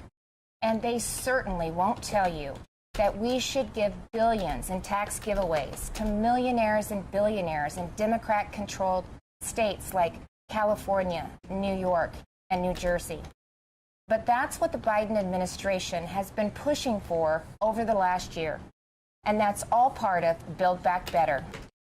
Thankfully, the president's agenda didn't pass because even members of his own party said enough is enough. Well, the American people share that view. Enough is enough. And it's not just with DC spending. Americans are tired of a political class trying to remake this country into a place where an elite few tell everyone else what they can and cannot say, what they can and cannot believe. They're tired of people pretending the way to end racism is by categorizing everybody by their race. They're tired of politicians who tell parents they should sit down, be silent, and let government control their kids' education and future. Frankly, they are tired of the theater, where politicians do one thing when the cameras are rolling and another when they believe you can't see them, where governors and mayors enforce mandates but don't follow them, where elected leaders tell their citizens to stay home while they sneak off to Florida for sun and fun, where they demand that your child wear a mask, but they go maskless. So you've heard the excuses. They were just holding their breath. But it's the American people who are waiting to exhale, waiting for the insanity to stop. We now live in a country where violent crime is out of control. Yes. Liberal prosecutors are letting criminals off easy. And many prominent Democrats still want to defund the police. Yes, they do. Cory Bush. It seems like everything is backwards. The Biden administration requires vaccines for Americans who want to go to work or protect this country, but not for migrants who illegally cross the border. The Department of Justice treats parents like domestic terrorists. but looters and shoplifters roam free. The American people are left to feel like they're the enemy. This is not the same country it was a year ago. The president tried to paint a different picture tonight, but his actions over the last 12 months don't match the rhetoric. It's not what he promised when he took office. But it doesn't have to be that way. There is an alternative. Across the nation, Republican governors and legislators are showing Americans what conservative leadership looks like, what it means to respect the people we serve, to hear them out, to stand up for them and walk alongside them. We know that our problems require bold action, but we also know that bold action doesn't have to mean government action. It's Americans making their own decisions for their own families and future. That's right. Republican governors face the same COVID-19 virus head-on. But we honored your freedoms and saw right away that lockdowns and school closures, they came with their own significant cost, that mandates weren't the answer. No, they weren't. We actually listened to the science, especially with kids in masks and kids in schools. The least What targeted happened group. and is still happening to our children over the last 2 years is unconscionable. Learning loss, isolation, anxiety, depression. In so many states, our kids have been left behind, and so many will never catch up. That's why Iowa was the first state in the nation to require that schools open their doors. I was attacked by the left. I was attacked by the media. But it wasn't a hard choice. It was the right choice. And keeping schools open is only the start of the pro-parent, pro-family revolution that Republicans are leading in Iowa and states across this country. Republicans believe that parents matter. It was true before the pandemic, and it has never been more important to say out loud. Parents matter. They have a right to know and to have a say in what their kids are being taught. Families also have every right to live in a safe and a secure community. And that begins with a safe and secure country. But the Biden administration has refused to secure our border. They've refused to provide the resources to stop human trafficking. But they'll protect Stop Poland. the staggering influx of deadly drugs coming into our neighborhoods. They've refused to protect you. With Texas and Arizona leading the way, I, along with Republican governors from several states, have sent resources to the border. And we've actually gone to the border, something that our president and vice president have yet to do since taking office. On the economy, the contrast couldn't be more stark. While Democrats in D.C. are spending trillions, sending inflation soaring, Republican leaders around the country are balancing budgets and cutting taxes because we know that money spent on Main Street is better than money spent on bureaucracy. Today, I signed legislation that eliminates Iowa's tax on retirement income and sets our tax rate at 3.9%. That's less than half of what it was just 4 years ago. And it shouldn't come as a surprise that out of the top 20 states with the lowest unemployment rates, 17 have Republican governors. Republicans may not have the White House, but we're doing what we can to fill the leadership vacuum. And on the issues that are affecting Americans, Republicans are leading. We're standing up for parents and kids. We're standing up for life. We're keeping our communities safe and thanking those in uniform. We're fighting to restore America's energy independence, and that includes biofuels. We're getting people back to work, not paying them to stay home. Most of all, we're respecting your freedom. Behind me stands Iowa's Capitol, where we display our state motto, our liberties we prize and our rights we will maintain. And those aren't just empty words. It's a belief that the greatness of this state and this country lies in our people, not government. You shouldn't have to wake up every morning and worry about the next thing the government is going to do to you, your business, or your children. Avian if flu. we as elected Bird leaders flu. are doing our job, It's coming. then the government is working well, but operating in the background. It's supporting the ingenuity and spirit of our people, not drowning them out.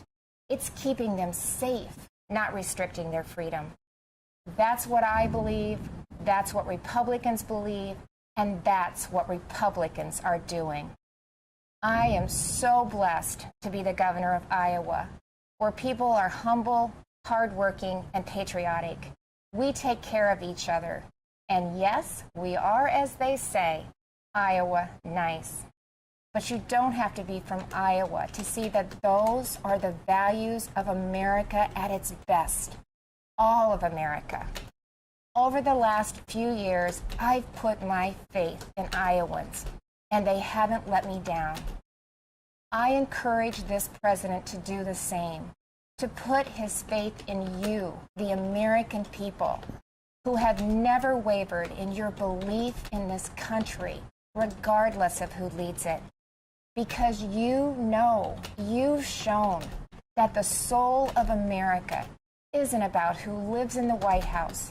It's men and women like you in every corner of this nation who are willing to step up and take responsibility for your communities, for your neighbors, and ultimately for yourselves. By that most important measure at least, the state of our union is indeed strong. Thank you, God bless you, and God bless the United States of America. She did well. That was a good one. I think she did very well there. So there's a big difference. Oh, God. So there was a big difference in what we've been saying there. And it's, in terms of the bird flu user, it's in New York State, it's in Virginia, it's in about 5 states in the United States, the bird flu. And it's growing, it's increasing. So I thought she did very well there in making the rebuttal and emphasizing that America is about individuals. You listen to Biden, he's talking about unity by obedience, that you must obey the government. You must obey the handful of elites in the government right now and not be an individual. That the government has the right answer for your health care. They have the right answer for your economy, for your spending. They have all the answers, except they leave out that they created all the problems.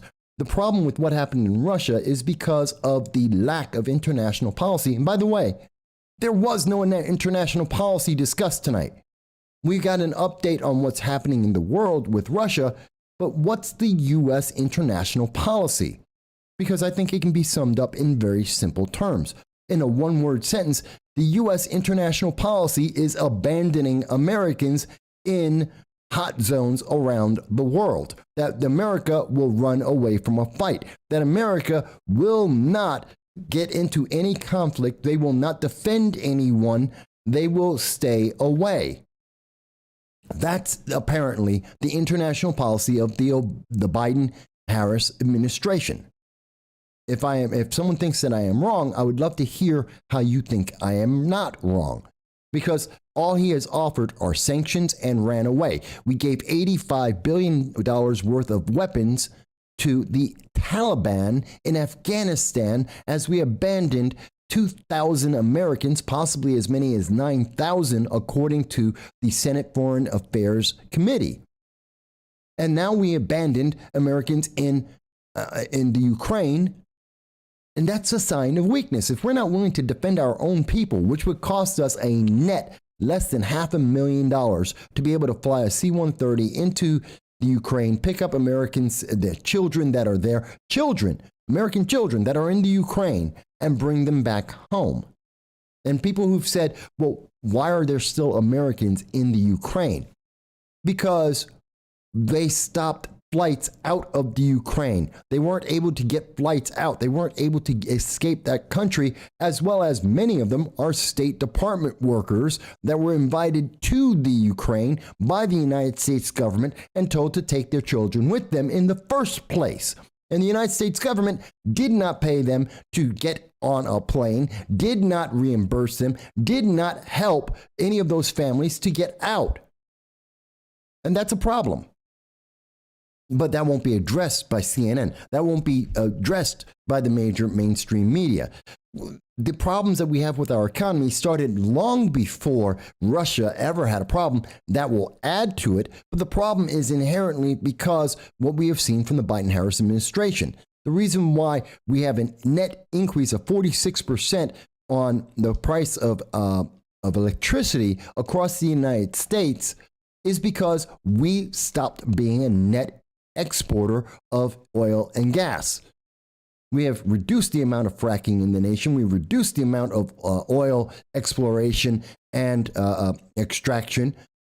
And we have relied on other countries, just like we rely on other countries to manufacture goods for us. Why do we have currently, right now, that Biden did not mention, 15% of items are missing that are empty on the shelves of our stores right now? You and I go to the store right now. Not only will things cost us more, there'll be less things there for us to be able to buy. Why? Because the United States doesn't manufacture anymore. We stopped doing that. We reduced that. He wants to tell us, well, we're going to be able to make silicon chips. Fantastic. Can you eat a silicon chip? Can you use a silicon chip to drive? Is that going to give you a way to get to work and back home? No, it doesn't. It's not going to make you TVs. It's not going to make you chairs. It's not going to make you forks and knives. It's not going to put food on your table. Because the emphasis isn't on improving America. His Build Back Better doesn't build America better. You left out when he talked about, oh, we're going to have all the COVID pandemic detection, the swabs and such, the testing kits. You know who's making those testing kits? Mr. Build Back Better, everything's going to be made in America? Germany. We made a $137 million contract to build a factory in Germany so that they can make COVID tests, and that's going to take 3 years. They're going to build a factory over the next 3 years to make COVID tests so that we can then buy the COVID tests from the factory in Germany to export into the United States. We spent $137 million of your tax dollars to make jobs in Germany, and he's talking about Build Back Better in America. Why didn't you spend that money on a factory in the United States? Oh, but that's not big news. We didn't want to report that in the major mainstream media. They let that slip on by. Let's not talk about that. And it doesn't matter that means that COVID will be part of your life. This is why he said we're beginning to return to a normal. Not that we're going back to normal. The promise that we were told for 2 years that we would go back to normal. We're not going back to normal. We're going back to the new world, a new idea, the reset that he mentioned. Because COVID's going to be around for the next 4 years. It'll take us through the next election. Why? Because fear gets votes. That's why. And maybe you think I'm wrong. Maybe you think, Mike, you just don't understand. Maybe, but I don't believe that's the case. Now, I want to see Rashida Tlaib and her comment. She's supposed to be making a statement as well. Here it is. And I think I found it. And I want you to hear. So we've heard from Joe Biden and his commentary, which I believe was speaking almost entirely to the progressive wing of the Democratic Party. And I believe this will be, and let's see. And then we'll take some comments from everybody. Blocking the far right is just not enough. We also need to elect the next generation of working families champions. It starts with staying engaged and voting in every election and every primary for candidates who will put working people first. I know that we can get closer to the world we all deserve when we build a bigger movement. Bring people in, not cast them out. I was taught by a pastor in Detroit that we aren't a country that is divided. We are disconnected.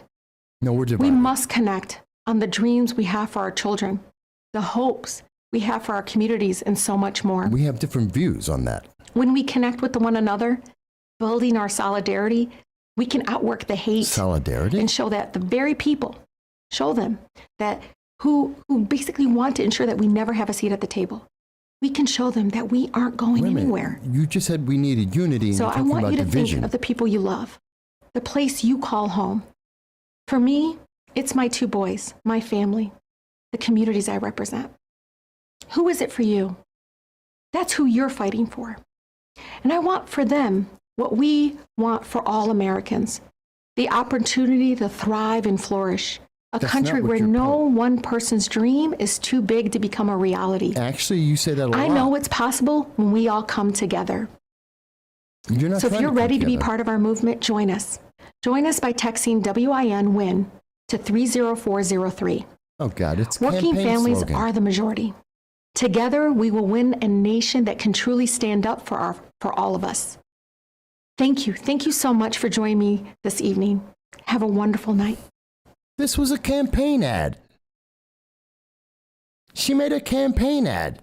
That's the rebuttal. That's the rebuttal by the way, this is the Working Families Party, otherwise known as the Democratic Socialists of America. This is what Alexandria Ocasio-Cortez, Cori Bush, Anna Presley, this is what they wanted you to hear. This is a 30-second campaign ad. It's not a rebuttal to the State of the Union. She didn't address anything that's going on. Notice she didn't talk about anything about Russia. She didn't talk about energy. She didn't talk about inflation. She didn't say jobs. She didn't have a solution for anything. And what she did say was contradicted. Oh, we're not a nation that's divided, but we want to support a certain point of view, that people have to come to our way of thinking. She makes no sense. She contradicted herself in 30 seconds right there. That's the rebuttal? My God, no wonder. She's such a joke. And it was hard, by the way, get a better camera for doing a live stream, Miss Rashida Tlaib. You make $175,000 a year. You have all the funding that comes from the progressive movement, Democratic Socialists of America, especially the Ithaca chapter that believes in violence. You know, hey, you have more money than I will make in my lifetime. I think you can afford a better camera and a better internet connection. Come on. This is a national speech. You can do better. That's kind of embarrassing. Okay, so we have heard now from Joe Biden. We've heard from the Republicans, Governor Kim Reynolds. We've heard from Rashida Tlaib and the progressive movement in America. Let me ask you a very simple question. How confident do you feel that 2020 will be a better year for the United States? That we will outpace the records of growth and security that we had just 3 years ago under the Trump administration? Do you think we're going to be more like the Obama administration?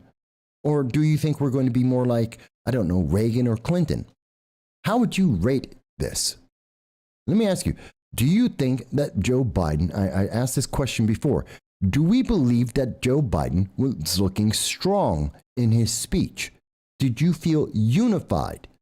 Because I can tell you that when I listened to that, I wasn't, because I've actually followed the issues. I've been following his politics. In fact, I've been following the international policies, the foreign policy of the United States since January 20th when he stepped in, when he sent out troops on January 21st of the United States into Syria, increasing the conflict in that zone and turning the Middle East into a hotbed again after tensions were being reduced under the Trump administration. We have seen that global stability has gone down because of the lack of international policy. We just heard the State of the Union, 61 minutes from Joe Biden. We heard another 30 seconds here of Rashida Tlaib. Tell me, do you hear the Democratic international policy? What is it? What is their foreign policy? What is it that's going to make China less likely to attack Taiwan? What did you hear that made you feel that way? What did you hear about from Joe Biden or Rashida Tlaib that makes you think that North Korea is going to stop firing off hypersonic missiles at our allies in Japan and in North Korea, in South Korea, which they have done 8 times this year. This year, since January. What's slowing them down? What's making them less radical? What's stopping Iran from creating ICBMs and nuclear missiles?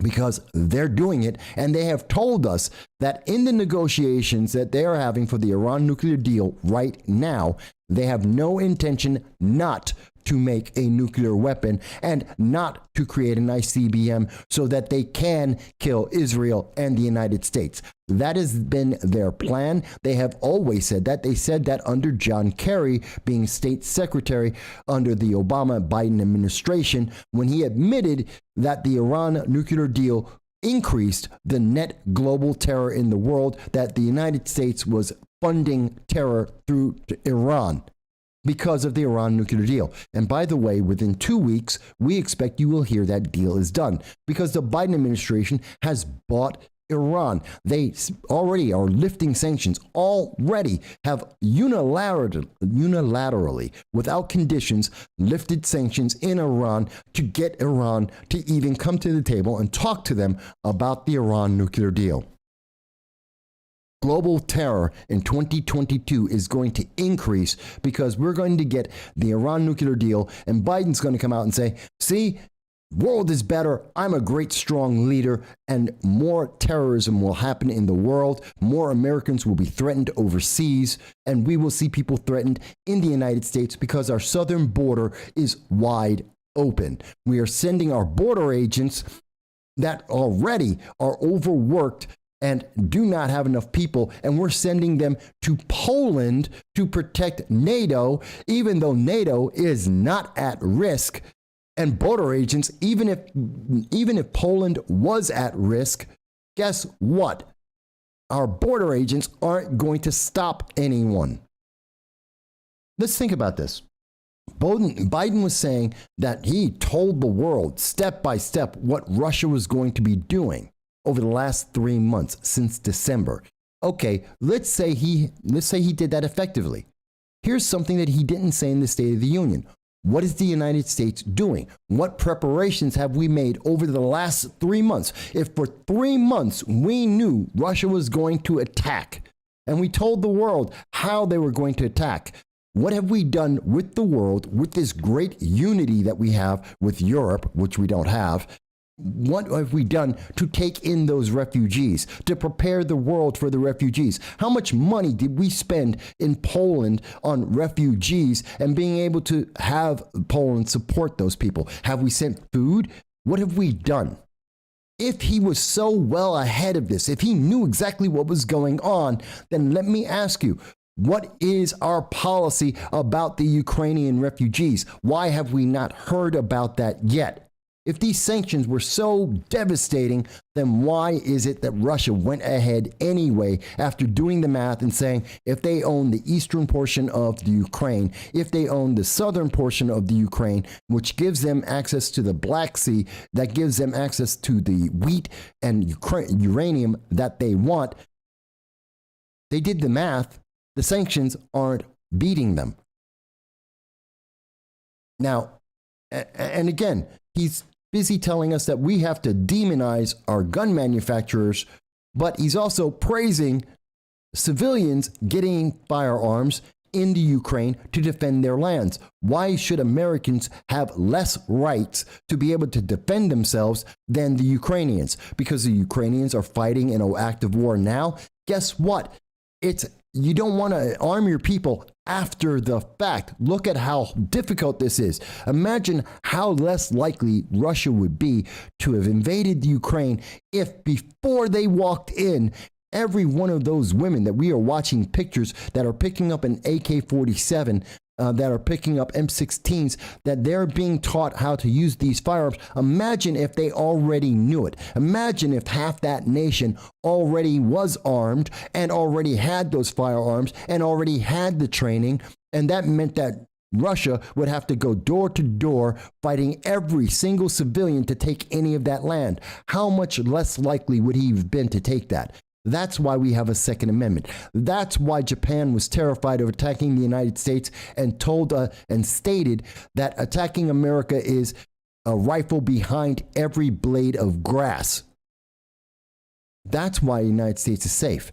And yet he wants to tell us that we have to get rid of our gun manufacturers and we should have less rights because some crazed individual decided to attack a police officer because they've been told by Antifa, they've been told by BLM, they're being told by members of the Democratic Party that the police are evil and bad and we have to reform them and we have to disband them and we have to reduce them and we need more social workers because police can't be trusted.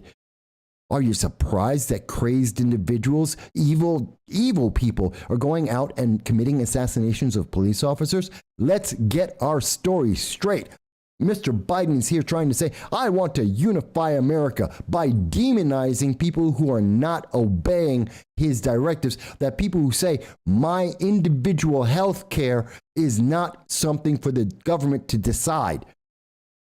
And these are the people that he is demonizing, just like Trudeau looked at the Biden administration and said, well, if in the most free nation in the world that Joe Biden can demonize his own citizens and get away with it, well, then Canada can do the same exact thing because they're even less free and people have even less rights in Canada than the United States. And therefore, he demonized his people, just like we saw in New Zealand and in Australia, and that he was able to brutalize them and put in his own emergency powers so that he could stomp on citizens, destroy businesses, steal their money.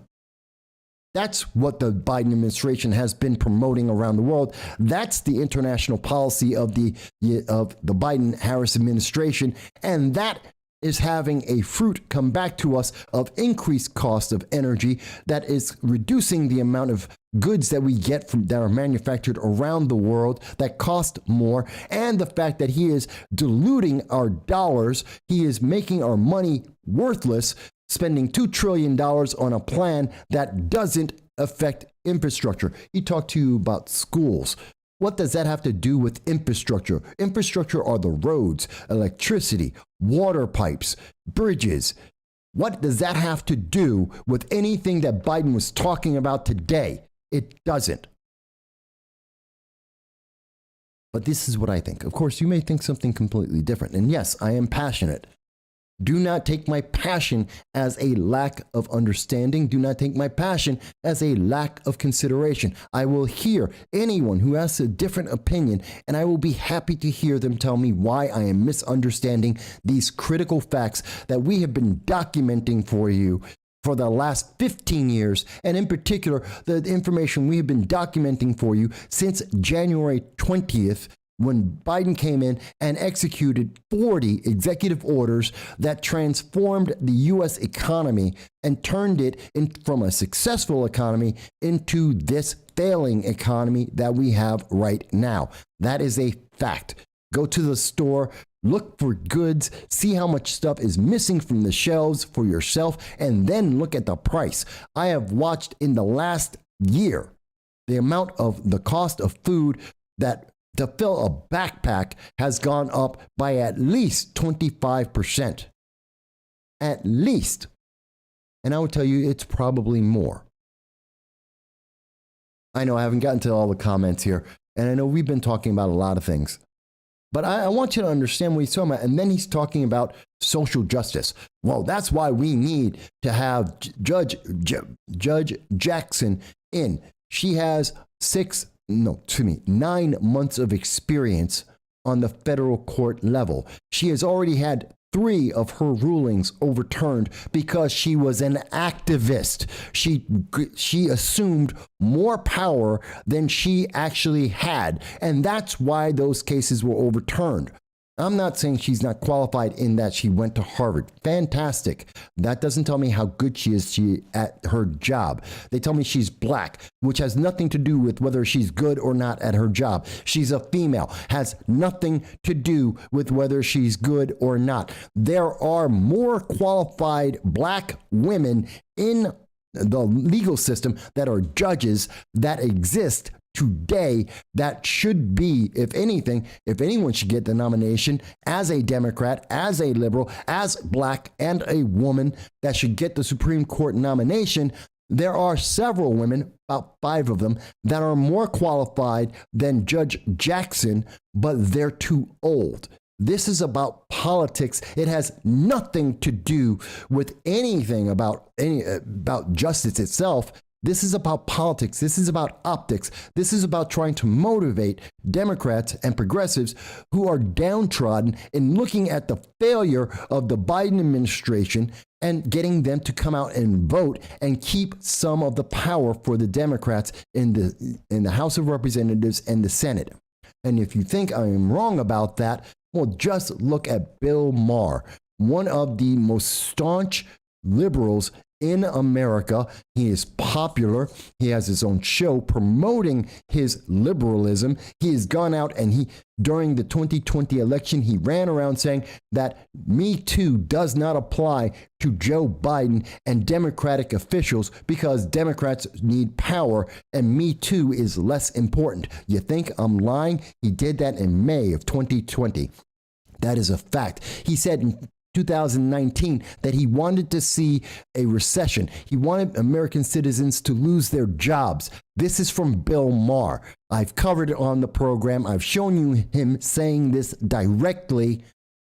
And even he, now seeing the recession that he called for, seeing that the Biden and Harris administration and what it is doing to American citizens, and it is affecting him as badly as it is affecting, actually, it is affecting him less than it's affecting the average American citizen. And he has said, it's too far. This is too much. We must stop this. And I don't think he's the only liberal, progressive Democrat in America that feels that way.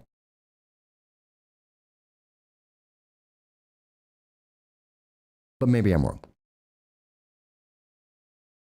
Maybe I'm wrong. Maybe you guys think I've misunderstood.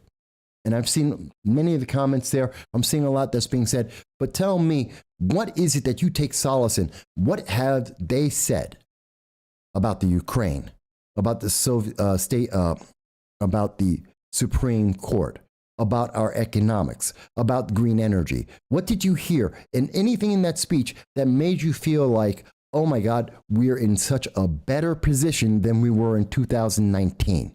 Because the real comparison isn't 2020, isn't 2021. It's comparing the United States where we were in 2019 and where the world was in 2019 to where we are today.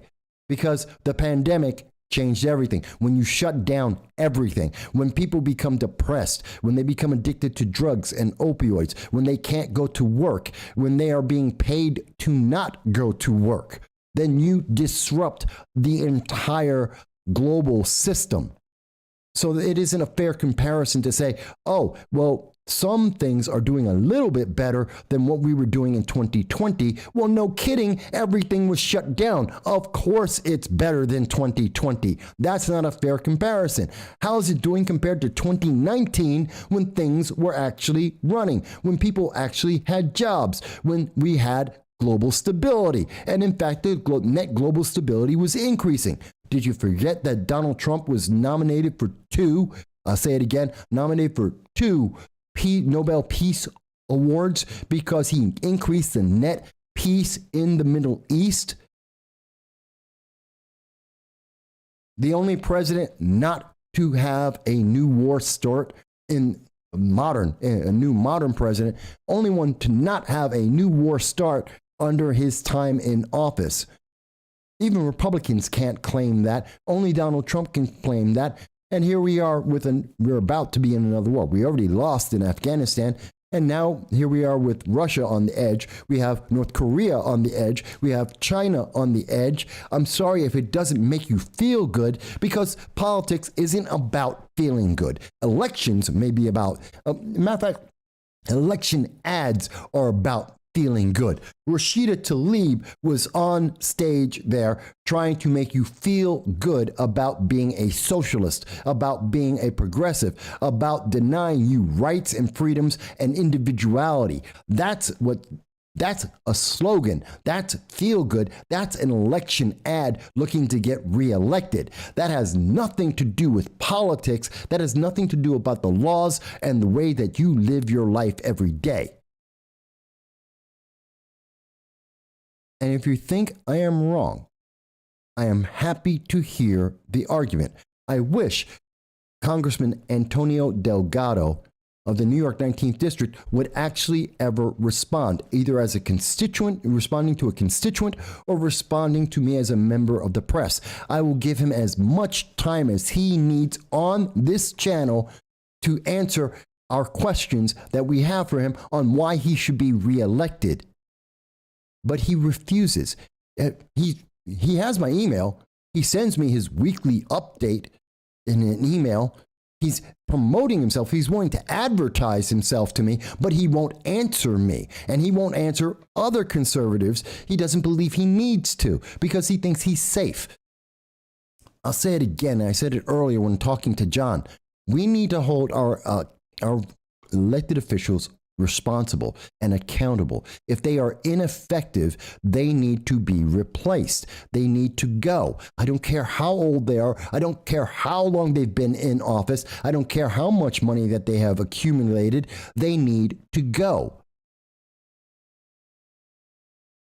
And that's Republican, that's Democrat, Republican, Libertarian, Conservative. I don't care. They shouldn't be in there for more than 6 years to start with.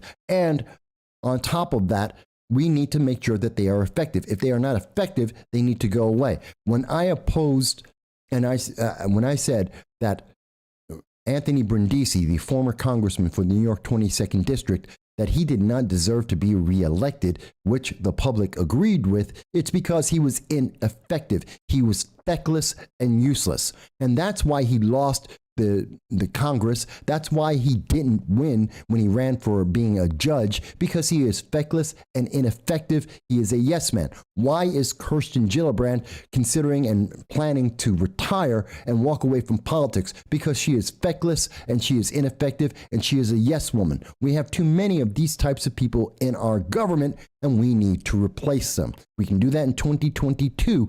And if you want to replace them with a Democrat, you want to replace them with a Libertarian or a Conservative or a Republican, that is your choice. I haven't told you who you should pick, and I never will. Pick whoever you think is the right person. But I will tell you that if we have someone who is in elected office and they are ineffective, that they should go.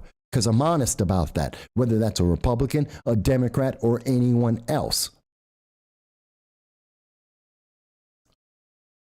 I find it interesting that we had several people from overseas who are watching the program today, and they were annoyed. They were aggravated. They saw this as a mockery, that this was a television show, that this was for the optics, that nothing of substance was really being discussed. And the few items of substance that were being put in front of the American people were misrepresented. That's a shame. When other people around the world can look at this and go, that's not leadership. That's dictatorship. That's farce. That's a political farce. That's a show. It's a dog and pony show. When it's that obvious that everyone around the world is seeing it, you know, you have to worry about what's going to happen in the future.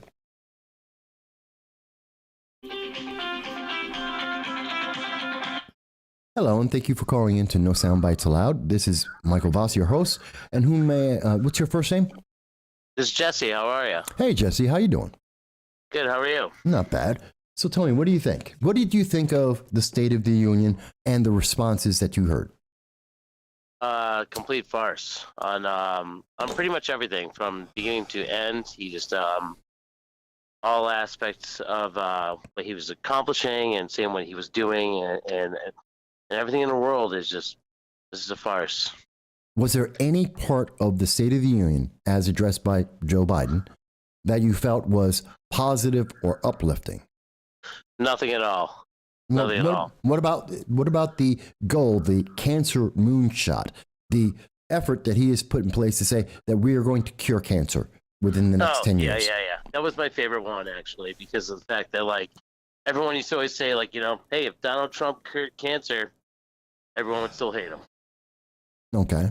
Fair. Good point. And that's a fact. Yes. And the fact is that he didn't bring up anything that he did wrong in his administration. He just kind of like wagged the dog on pretty much everything that's been going wrong.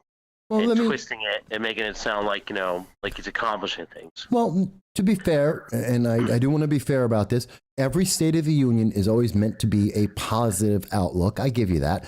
And I think that I won't fault him for not focusing on the negatives, but I think, and you can tell me if you agree with me, avoiding every one of the negatives is not the same thing as not focusing on them. To realistically acknowledge where he has failed and how 2022 will fix those problems or address those issues is different than saying they don't exist. Right, exactly. There's things that we can improve on, or right, exactly. Things might not have done well here, but this is what we're going to do, like have a solution to those issues. And that's the one thing that he didn't do at all. For instance, like he was talking about like the manufacturing and building that plant in like Ohio with like 10,000 employees and going to be paid $130,000 a year. Like if you do the math, it's $1 billion a year. if that's right for those employees. It's just like he's kind of like throwing things around and not having any kind of a basis for any of his claims or what he stands for. Well, I think that, and someone mentioned that Intel spent about $4 million on support for the Democratic Party, the DNC. And I think they just got their money's worth back. I think tomorrow you're going to see their stock price go up more than that, probably by double or triple. Yeah, it's all about. I think at this point, like the whole State of the Union address, in my opinion, is based upon approving his, approval rating, and just trying to make everything look good, and it's not. Mm-hmm. And I really feel like the public's been duped for so long, and he's using COVID for all these other things and all these other, basically just like hitting on every kind of weakness towards the American people that he can use to his advantage to make him look better, like his administration is doing things and we're moving forward and we're doing this and that, and there's nothing that he said or that he's done that can back that any of those claims that he said tonight. Well, I found he made a lot of claims, and let me ask you, if in Ohio they are able to make new semiconductors, is that going to put any bread on your table? No. Is that going to change your life? No, absolutely not. If the United States were able to manufacture more food and put it into your table, would that help you? Maybe get more trucks that are able to take food from either the ports or from our farms or from our factories and to deliver it to your store. Would that help you? Of course it would. And the thing was, it would trickle down to all those other people and enrich all those other people that are providing those services to get that food to my table. Yeah. So you mean like the way that when Joe Biden fired 11,000 people working on the XL pipeline and cutting off trade with our partners in the North, Canada, and though the trickle down of that was not only did he fire those 11,000 workers, all of them union workers, then you also... He fired millions of people around the country. Well, maybe not millions, but... Well, tens of thousands. Everyone else's lives. Tens of thousands, because that's affecting the restaurant owners that those people used to go to, the waitresses and bartenders that they used to serve, all of the gas stations and everything else. Being a hospitality person myself, people complain about us raising our prices on like maybe $1 or $2 on certain items. I'm like, we're not getting rich here. The owner's not getting rich. He's just trying to keep us employed. He's trying to float his business. He's trying to keep his business alive. So we have to adjust to whatever the economy is doing. If that economy is affecting us business-wise from the administration's decisions, then we have to adapt to that. We have to change. We have to charge a little bit more. You know what? And let me ask you a real world question. You work in the hospitality industry. I'm not asking which business. Just doesn't matter. Yeah. Doesn't matter. But let me ask this. So Joe Biden says, well, we have to have small businesses fix their energy costs, that they have to use less electricity. Can you do that in your job? Yeah, absolutely not. Especially in hospitality or anyone providing goods, especially food. Do you know how much energy it costs to run a kitchen for one day?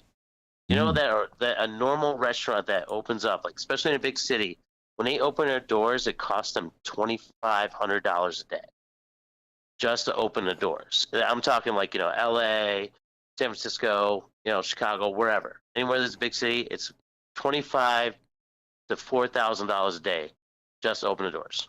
That's just turning on the lights, letting workers walk in. Staffing, all that other stuff, right? Okay. Water, you name it. People don't realize the fact that when you, especially if it's a big business, how much energy that you're using every day.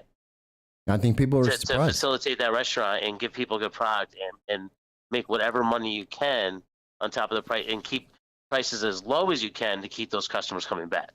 Yeah, well, they're just about to have another increase in electricity. You're going to have an increase in the cost of gasoline, which affects everything that's delivered. Besides people getting to and from work, it's everything that has to be delivered to that business. All the food, all the utensils, the napkins, you name it. It's got to get delivered. That's a truck. Guess what? Gas is going up. Who do you think's paying for that? So the bottom line is going higher. Yeah. And that's also, it's going to be implemented into our delivery costs because I am a manager and there's certain items I've been trying to order for the restaurant that I can't get anymore. And it's been 4 or 5 months, not just a little bit. There's certain things that are on back order that I just can't get. And I keep asking my distributors, I've asked other distributors, can you give me this? Can you give me that? No, you cannot. The goods just aren't available. For that. Yeah. Did you know that we have 5 million less, almost 50% less manufacturing jobs in the United States today than we did in the year 2000? Oh yeah, for sure. But everything's fine, right? Everything. We're booming. We've created, how many millions of jobs did he say tonight? 6.5 million jobs were created. Mind you, we didn't create more small businesses, but we created more jobs somehow. Because of all the job losses due to COVID. That would be the answer, and that is the answer according to economists around the world. We're not creating new jobs. We're recapturing old jobs. We're filling work that wasn't there before. Yeah. Correct. Yeah. I mean, even though we are still understaffed, there's still people that refuse to work. Yes. Because they were making more, off the government or, not working. Yeah. Well, the government was paying you not to go to work. Making $800 a week at home, and your job only pays you anywhere between $4 to maybe $5.50 a week in your normal job. What's the incentive to get back to work? Now, I've seen in hospitality, and you can tell me if I'm wrong about this, but in all the data that I have seen in every state and every city where they have increased the minimum wage, we have seen exactly what the CBO, the Congressional Business Budget Office, has said, that there has been a net increase in the number of people who are fired, the number and the cost of whatever that service is goes up. And we've seen that in Manhattan, we've seen that in Seattle, we've seen that in Washington State, Boulder.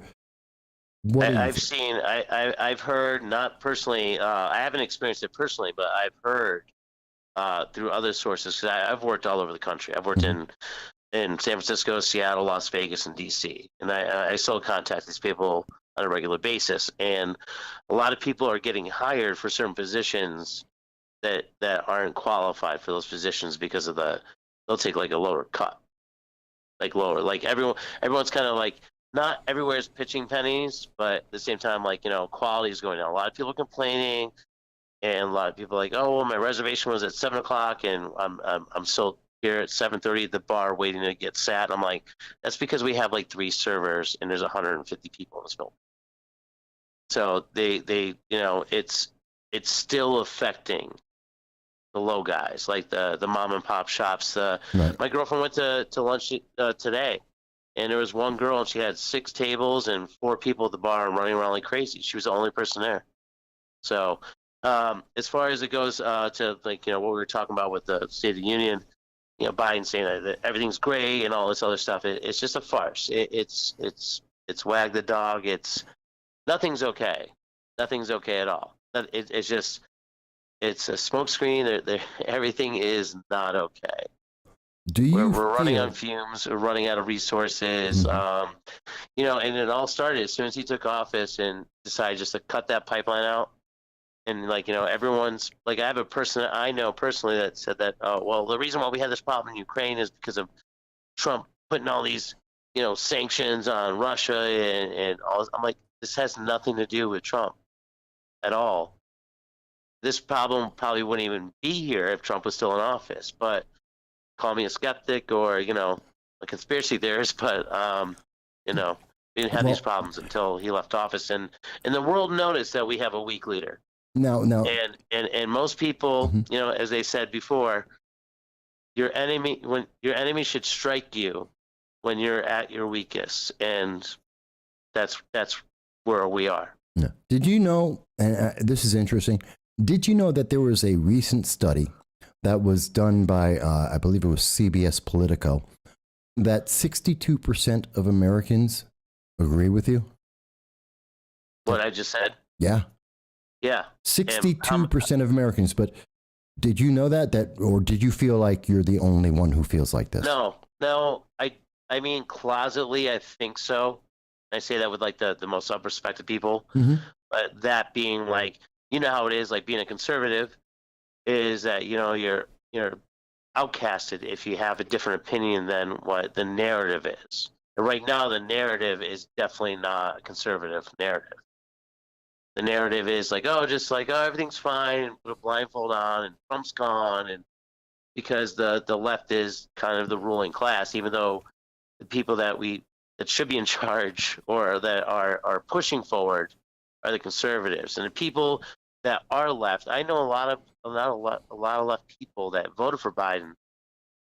They didn't vote for Biden. Normally they would have in this past election, but they voted for Trump. And that gives me hope in humanity, because the fact that they saw, it's not the lesser two evils here. This person's should not be running a country. So, I mean, so there is that kind of faith. But yes, I do feel that most people don't want to speak up because of the fact of being ostracized in the community and with their peers and even their family. And that's the problem that we have. You can't have a discussion anymore without, people damning people or, throwing them in the curb and I don't want to talk to you ever again. It's a very scary time. So are you saying that, and I want to understand, do you believe that Joe Biden has unified America, that his focus on equity and unity has been effective? Do you believe that Rashida Tlaib and her request for people to join her point of view, do you think that was good or bad? Was it effective or not? It had no effect whatsoever. Actually, I think everything is. The only thing that's changed is Donald Trump's not in office. But I think that's the elephant in the room. The elephant's not there anymore. So the problem now is that people still aren't unified, but we're not talking about them not being unified anymore. We're just assuming through the greater powers in front of us, telling us that we're unified, and the blind followers that follow that rhetoric. And that's the issue. Okay. If there was, for one final question, and I thank you for calling in, and I look forward to others calling in as well. Let me ask one final question. what was the single most important thing that was said in the State of the Union to you? To me, To you? nothing. Well, Absolutely nothing. Good or bad? I mean, good or bad? What was the most important thing that was spoken about? Mike, I can't even really recall because it was just like I was actually kind of, to be honest with you, I was kind of on the phone with someone else and I was kind of bouncing back and forth. No, but it's fair. I did my best to like try to focus in. If anything, if I could pick anything, I really don't have anything. I know that's such a bland thing to say or generic, but like I honestly felt like someone commented in the comment section saying like if it was Pinocchio up there, he would have poked someone's eye out in the rafters. Yeah. Yeah. And that's all I can really take from it is I really felt like he didn't do any kind of justice to anything. Okay, that's fair. And I think he was just really there to, just to boast to himself up in his party and improve his approval rating. Because it's what 37%. Yeah. Yeah, that's great. Yeah. So, but yeah, I mean, to take away from everything, I really honestly don't have anything. I'm sorry. No, that's all right, because I guarantee you there are tens of thousands, if not hundreds of thousands of Americans just like you. So it's just the reality of it. No, very few people. I'm a political junkie. I pay attention to everything. I've been following this stuff for 15 years. Most people don't. So that's why I ask, because if we're not having a leader who's captivating people, that says something about the State of the Union as well. So I thank you for that opinion. I do want to give some other people a chance if they want to call in. The phone number is 607-242-1582. By the way, I'll also take this moment to plug, if you haven't, please subscribe to the channel because we want to hear everyone's voices, and that helps us to do that. It costs you nothing, and it helps us get to 1,234 subscribers. That's what we want. Jesse, is there any final thought that you wanted to add in before I let you go? God bless America, and thank you so much for doing what you do, and thank you for taking my call. I really appreciate it, Mike, and can't wait to see you again, man. It's been a while. I know it has been. We got to go out. And thank you. Well, hey, listen, man, I'll be around next weekend, so maybe we can hook up then. Okay. All right, sounds good, Mike. Thanks a lot. Bye. All right, bye.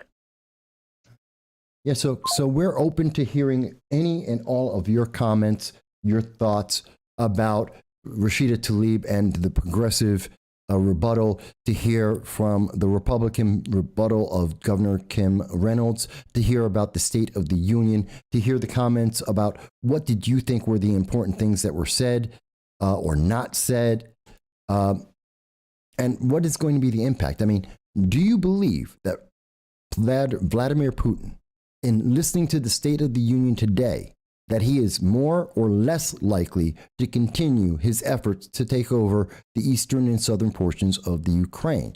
Do you think that China is emboldened or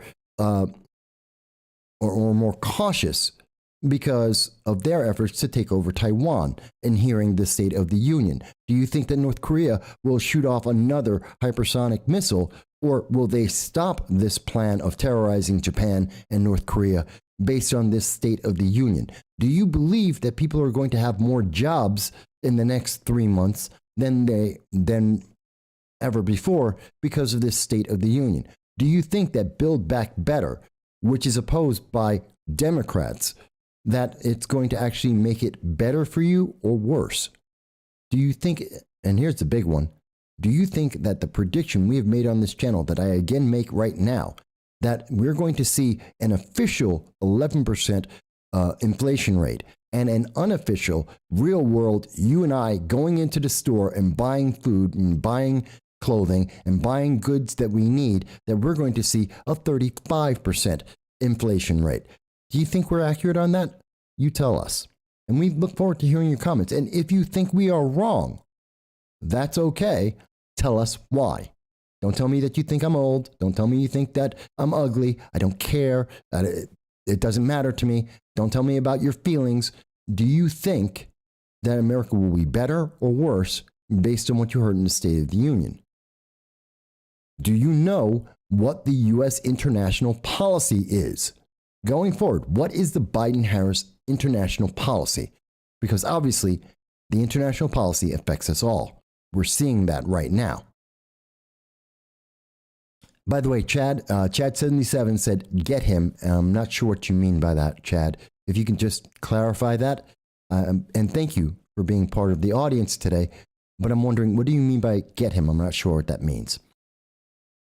Dal had mentioned that he feels ostracized and being unduly burdened by a burgeoning bureaucratic backed by lawfare. If they actually watch the State of the Union, Putin's probably going to pour on the gas, and Kim Jong-un, is going to target an actual Japanese land target. I would hope that that isn't the case. But I can't say it wouldn't be the case. I would expect that within the next week, we will see North Korea fire another hypersonic missile towards Japan.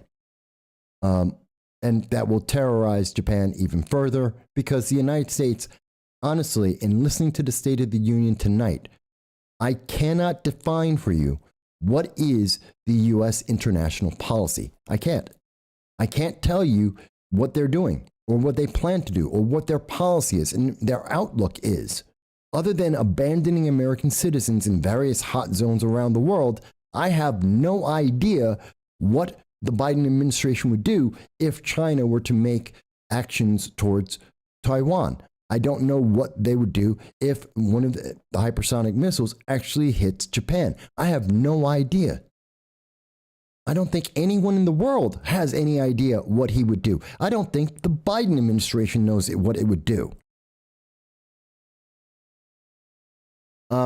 Ted Cruz may have offered a rebuttal. I'll look at that later. The official rebuttals that were expected were from the Republicans and from the progressive movement. So for this episode, I'm covering that because that is the official responses, and everything else is unofficial and individual points of view. Not to say that they're not important, but I'm trying to stick to the official. And I'm wondering, and I notice I'm not seeing anyone look at what Rashida Tlaib and the Democratic Socialists of America, what they promoted. No one's looking at that and saying, well, that was important, that was beneficial, and that's something that I want. Because it was a bunch of platitudes. Did anyone listen to her and think, wow, that's so captivating. I need to have more progressives. I need to have more Democratic Socialists elected in my region. Did anyone actually feel that way? Because I didn't. I thought it was bald-faced obvious that she was just looking for electioneering. She was just using this as a way to get out the vote and try and promote her candidates. They offered nothing. She offered nothing except obey. Said, Americans are unified when they listen to her, when they listen to her political faction. That's what she said. And if you don't, well, then she challenged you. She actually was promoting the separation of America, not the unification of America. Joe Biden was talking about separating America, not unifying America. I don't find what he said to be unifying. But maybe I'm wrong. Dow mentions that Beto O'Rourke, the fake Hispanic, his name is Robert O'Rourke. He is not Hispanic, but Beto, as he likes to go by, because it's good for elections. Beto says, it said that Beto is leading the Democratic ticket in the Texas primary. That's fantastic. He's a 3-time loser. Let him go in. I don't mind if he wins the Democratic ticket. He's not going to win Texas. Sure, Democrats may vote for him because, well, he's Beto O'Rourke. He's a fake Hispanic. He's promising gun control. He's promising more of what Biden is pushing out there. Fantastic. But he's not effective. There's a reason why he's no longer in Congress. It's a reason why he failed miserably. I mean, he did better than Kamala Harris in his attempt for the nomination to run for the presidency in 2020. Literally, he did better than Kamala Harris, but he failed all the same. So I'm not surprised. Yeah, you can call Beto a beta. Yeah, that's that's funny. Let me ask, folks, you're watching the program, and I want to hear anyone in the world. I know there are people who are watching the program, and I know some people who are speaking to us from Australia. They were talking to us from the United Kingdom. I know we have audience members in Sweden, in India, in Canada, in Mexico, in Peru. So I know in some of the countries that are watching this program, some of you are watching it live, some will be watching it afterwards, but not everyone can call in because, like in the United Kingdom right now, it's about 6 in the morning. So I think everyone who was in the United Kingdom who was watching this, that they stayed up that late to see this. And I appreciate that, as we saw in the comments, several people from around the country, around the world, that were watching the program said this was a farce. There was nothing of substance that was offered to the American people. And I can't argue that. What was the most substantive thing that Joe Biden said? That the Ukrainian people were fighting against Russia, and he left out they're doing that by arming the average citizen, something that he doesn't want the American public to do. He segued from praising police for doing their job and then told them they were demons for doing their job. He took credit for an economy that he says is doing well, that everyone else is saying isn't doing well, that people's pocketbooks are saying aren't doing well. And he's telling you, no, but it's all great. And he's doing better than anyone has ever done before, except he isn't doing anything. I don't know. I find this very upsetting. Now I know, let's think. You're going to hear in the major news media, MSNBC, CNN, ABC, CBS, they're going to praise this speech. Joe Biden showed strength. I don't know where he showed strength, but he showed strength, according to them. You're going to hear them say that he was very progressive, that he showed leadership on issues like green energy, which doesn't work, never has. He's prepared America for the path forward. That Build Back Better is going to help America, even though it's going to make your money worth less. That's true. That's what they're going to say. And I have to say, I don't think that's what the American people are going to feel from this. I've restated several things that have struck me so hard, and they were critical elements of what he was talking about. And it's just, and again, I understand it's the State of the Union. They're going to hype the good. Every president does. That's what the State of the Union is for. It is also for some reality, for the sobering reality of what is the status right now. And there is nothing wrong with acknowledging that there are things that are failing. Inflation is at 7.5% officially, 22.3% unofficially in your pocket and in mine. There's nothing wrong with saying the economy can be better and let's make it better. But he isn't offering that. You know, if we wanted to see more manufacturing in the United States, if we wanted to use only American products, that means we have to increase the net amount of manufacturing in the United States, something that Biden, under the Obama administration and currently, are not doing. They're not giving incentives for businesses to open up new factories in the United States, except for Intel and companies, the major mega companies that made donations to Democrats as a reward. But at the same time, he's telling us that this major company, Intel, is doing this great job. He's also telling us that they aren't paying enough in taxes. And he left out what kind of tax deal did Intel get to make that new plant. He's telling us that Intel needs to pay more in taxes, but he's leaving out, oh yeah, and they got a tax break to open up that plant in Ohio. which is why we're seeing so many of these large companies get away with not paying more in taxes, because they get these incentives to give them a free walk, a free pass. But at the same time, he also attacked big business, like pharmaceutical companies, because of the insulin. At the same time that he's ignoring the EpiPen crisis and why it costs 1,600 times more to be able to get the EpiPen than when it costs to manufacture.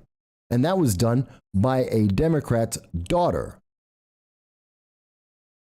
He leaves out the fact that the first day he was in office, on January 20th, he signed an executive order that increased the cost of insulin and EpiPens because he eliminated a Trump executive order that reduced the cost. So he created the problem that he is now telling you he has a solution to.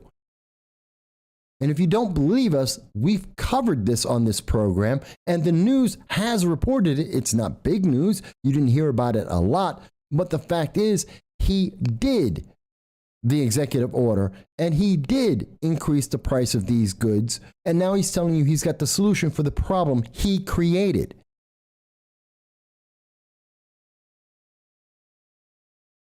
And we're seeing this over and over again, that he's trying to give you a solution to a problem that Democrats created, that progressives and the progressive ideology created.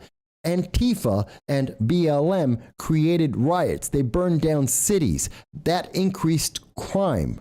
They created the problem. Now they're telling us that we have to have more diversity. We have to have more social justice to end the crime. I'm sorry, that's not the solution, because the net root of the problem wasn't the fact of social justice. It was these fanatical, radical political factions that decided to go out and destroy our cities, to endanger our citizens' lives. That's the root problem, not social justice. But they want you to believe that America is not great. I mean, if America was great, then we'd have a woman, a black woman, as a Supreme Court justice. And the answer to that is, well, America won't be great unless we have a fat person who is a Supreme Court justice, a skinny person that is a Supreme Court justice, a trans person that's a Supreme Court justice. How many categories, how many check boxes must we have? We'll have a Supreme Court that's going to have 1 million people in it because there's 1 million different types of people in America. We need a Muslim who's on the Supreme Court. We need to have someone who is a Hindu who's on the Supreme Court. Someone who is, I don't know. It doesn't matter. It never ends. But let me ask you, what does that have to do with whether or not you have the freedom of speech? What does that have to do with your right to bear and to own and bear arms? Because it doesn't matter. Whether you're gay or straight, male or female, white, black, polka dot, doesn't matter. Because freedom of speech is not defined by the color of your skin, the gender that you have, or your sexual preference, or any other category. It's defined by you are an American, period, full stop. You were born and you are an American, full stop. That's the only thing you need. And any Supreme Court justice that does not understand that inherent fact, that being born and being American guarantees you rights that the government cannot impede, if they do not understand that, they don't need to be a Supreme Court justice. And if they believe that the purpose of the Supreme Court or being a judge is to create laws for their preferences, for their political preferences, instead of ruling on whether laws are constitutional or not, if they have a different opinion, then they shouldn't be a judge. I don't care what color of skin they are. I don't care their gender, their sex. I don't care anything. It doesn't matter. The purpose of a judge is not to create law that where they think, well, this isn't quite right. It doesn't match my political ideology. So let me change the law. That's not a judge. And Jesse brings up a great question, because inherent in what Joe Biden was saying is America isn't great until America changes to what he wants it to be. Then it will be great. It will only be great if we change things, if we change our voting laws. Then America will be great. But if America wasn't great, why do we have 4,000 people on the way right now to our southern border? Why do we have 21 million illegal aliens in our nation at this moment? Why is there a line 2 million people long to become United States citizens? Why are there more people trying to get into America than anywhere else in the world if America isn't great? It doesn't make sense. But you're not supposed to think about it, folks. You're not supposed to consider that. You're not supposed to consider these things. You're supposed to just feel and obey. And that's what that State of the Union was about. Feel and obey. Because he didn't offer any solutions. He didn't. Well, no, that's not true. That's not fair. He offered one solution. Build back better. That was it. That was his solution to everything. Spend trillions upon trillions of dollars more on a Democratic wish list that Democrats themselves do not think will help you. That Democrats themselves, Joe Manchin, Kirsten Sinema, they do not believe is in your best interest.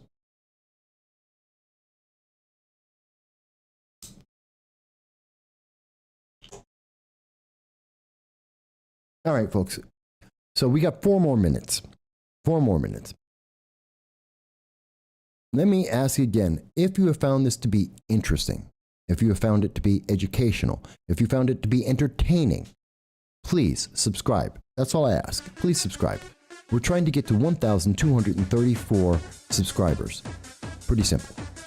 It doesn't cost you anything, doesn't change anything in your life, but it does help us to reach more and more people around the world to be able to speak to us, to tell us whether they agree or disagree. Because again, we aren't telling you what to believe, but we are highlighting what you should know so that you can make the best decision for yourself. Do you think that this Supreme Court, this State of the Union was about the 2022 election?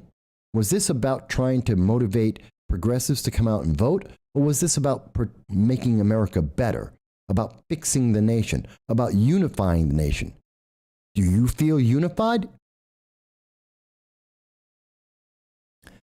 I know everyone has to go to sleep, and I know that so many people are here, and I do want to thank Dal and Agent Black, Miss K, DJ Jesse. I want to thank Mike and everybody who's made comments and who called in to the program.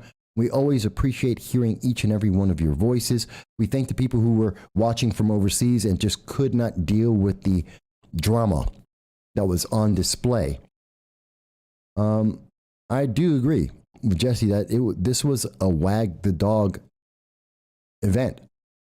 It wasn't beneficial. It doesn't bode well for America. And we don't have the answers to the critical questions that we need. And we need to hold our elected officials accountable and demand from them that they provide us a plan, that they provide us effective solutions, not just do something, but do what is effective, and to tell us what it is that they plan to do to respond to us. Hopefully it's going to be better, folks. But we want to thank you. You've been with us for 3 hours. We appreciate every single moment of it. We appreciate every comment. We look forward to seeing the comments after the video. We're looking forward to hearing your thoughts, your contemplations about this. And we look forward to seeing you every Sunday at 2:30 p.m. Eastern Standard Time when we do a live stream with you, just like this, to talk about all the issues that are affecting us all across the globe. We want to wish you the best. God bless America. God bless the world. Thank you.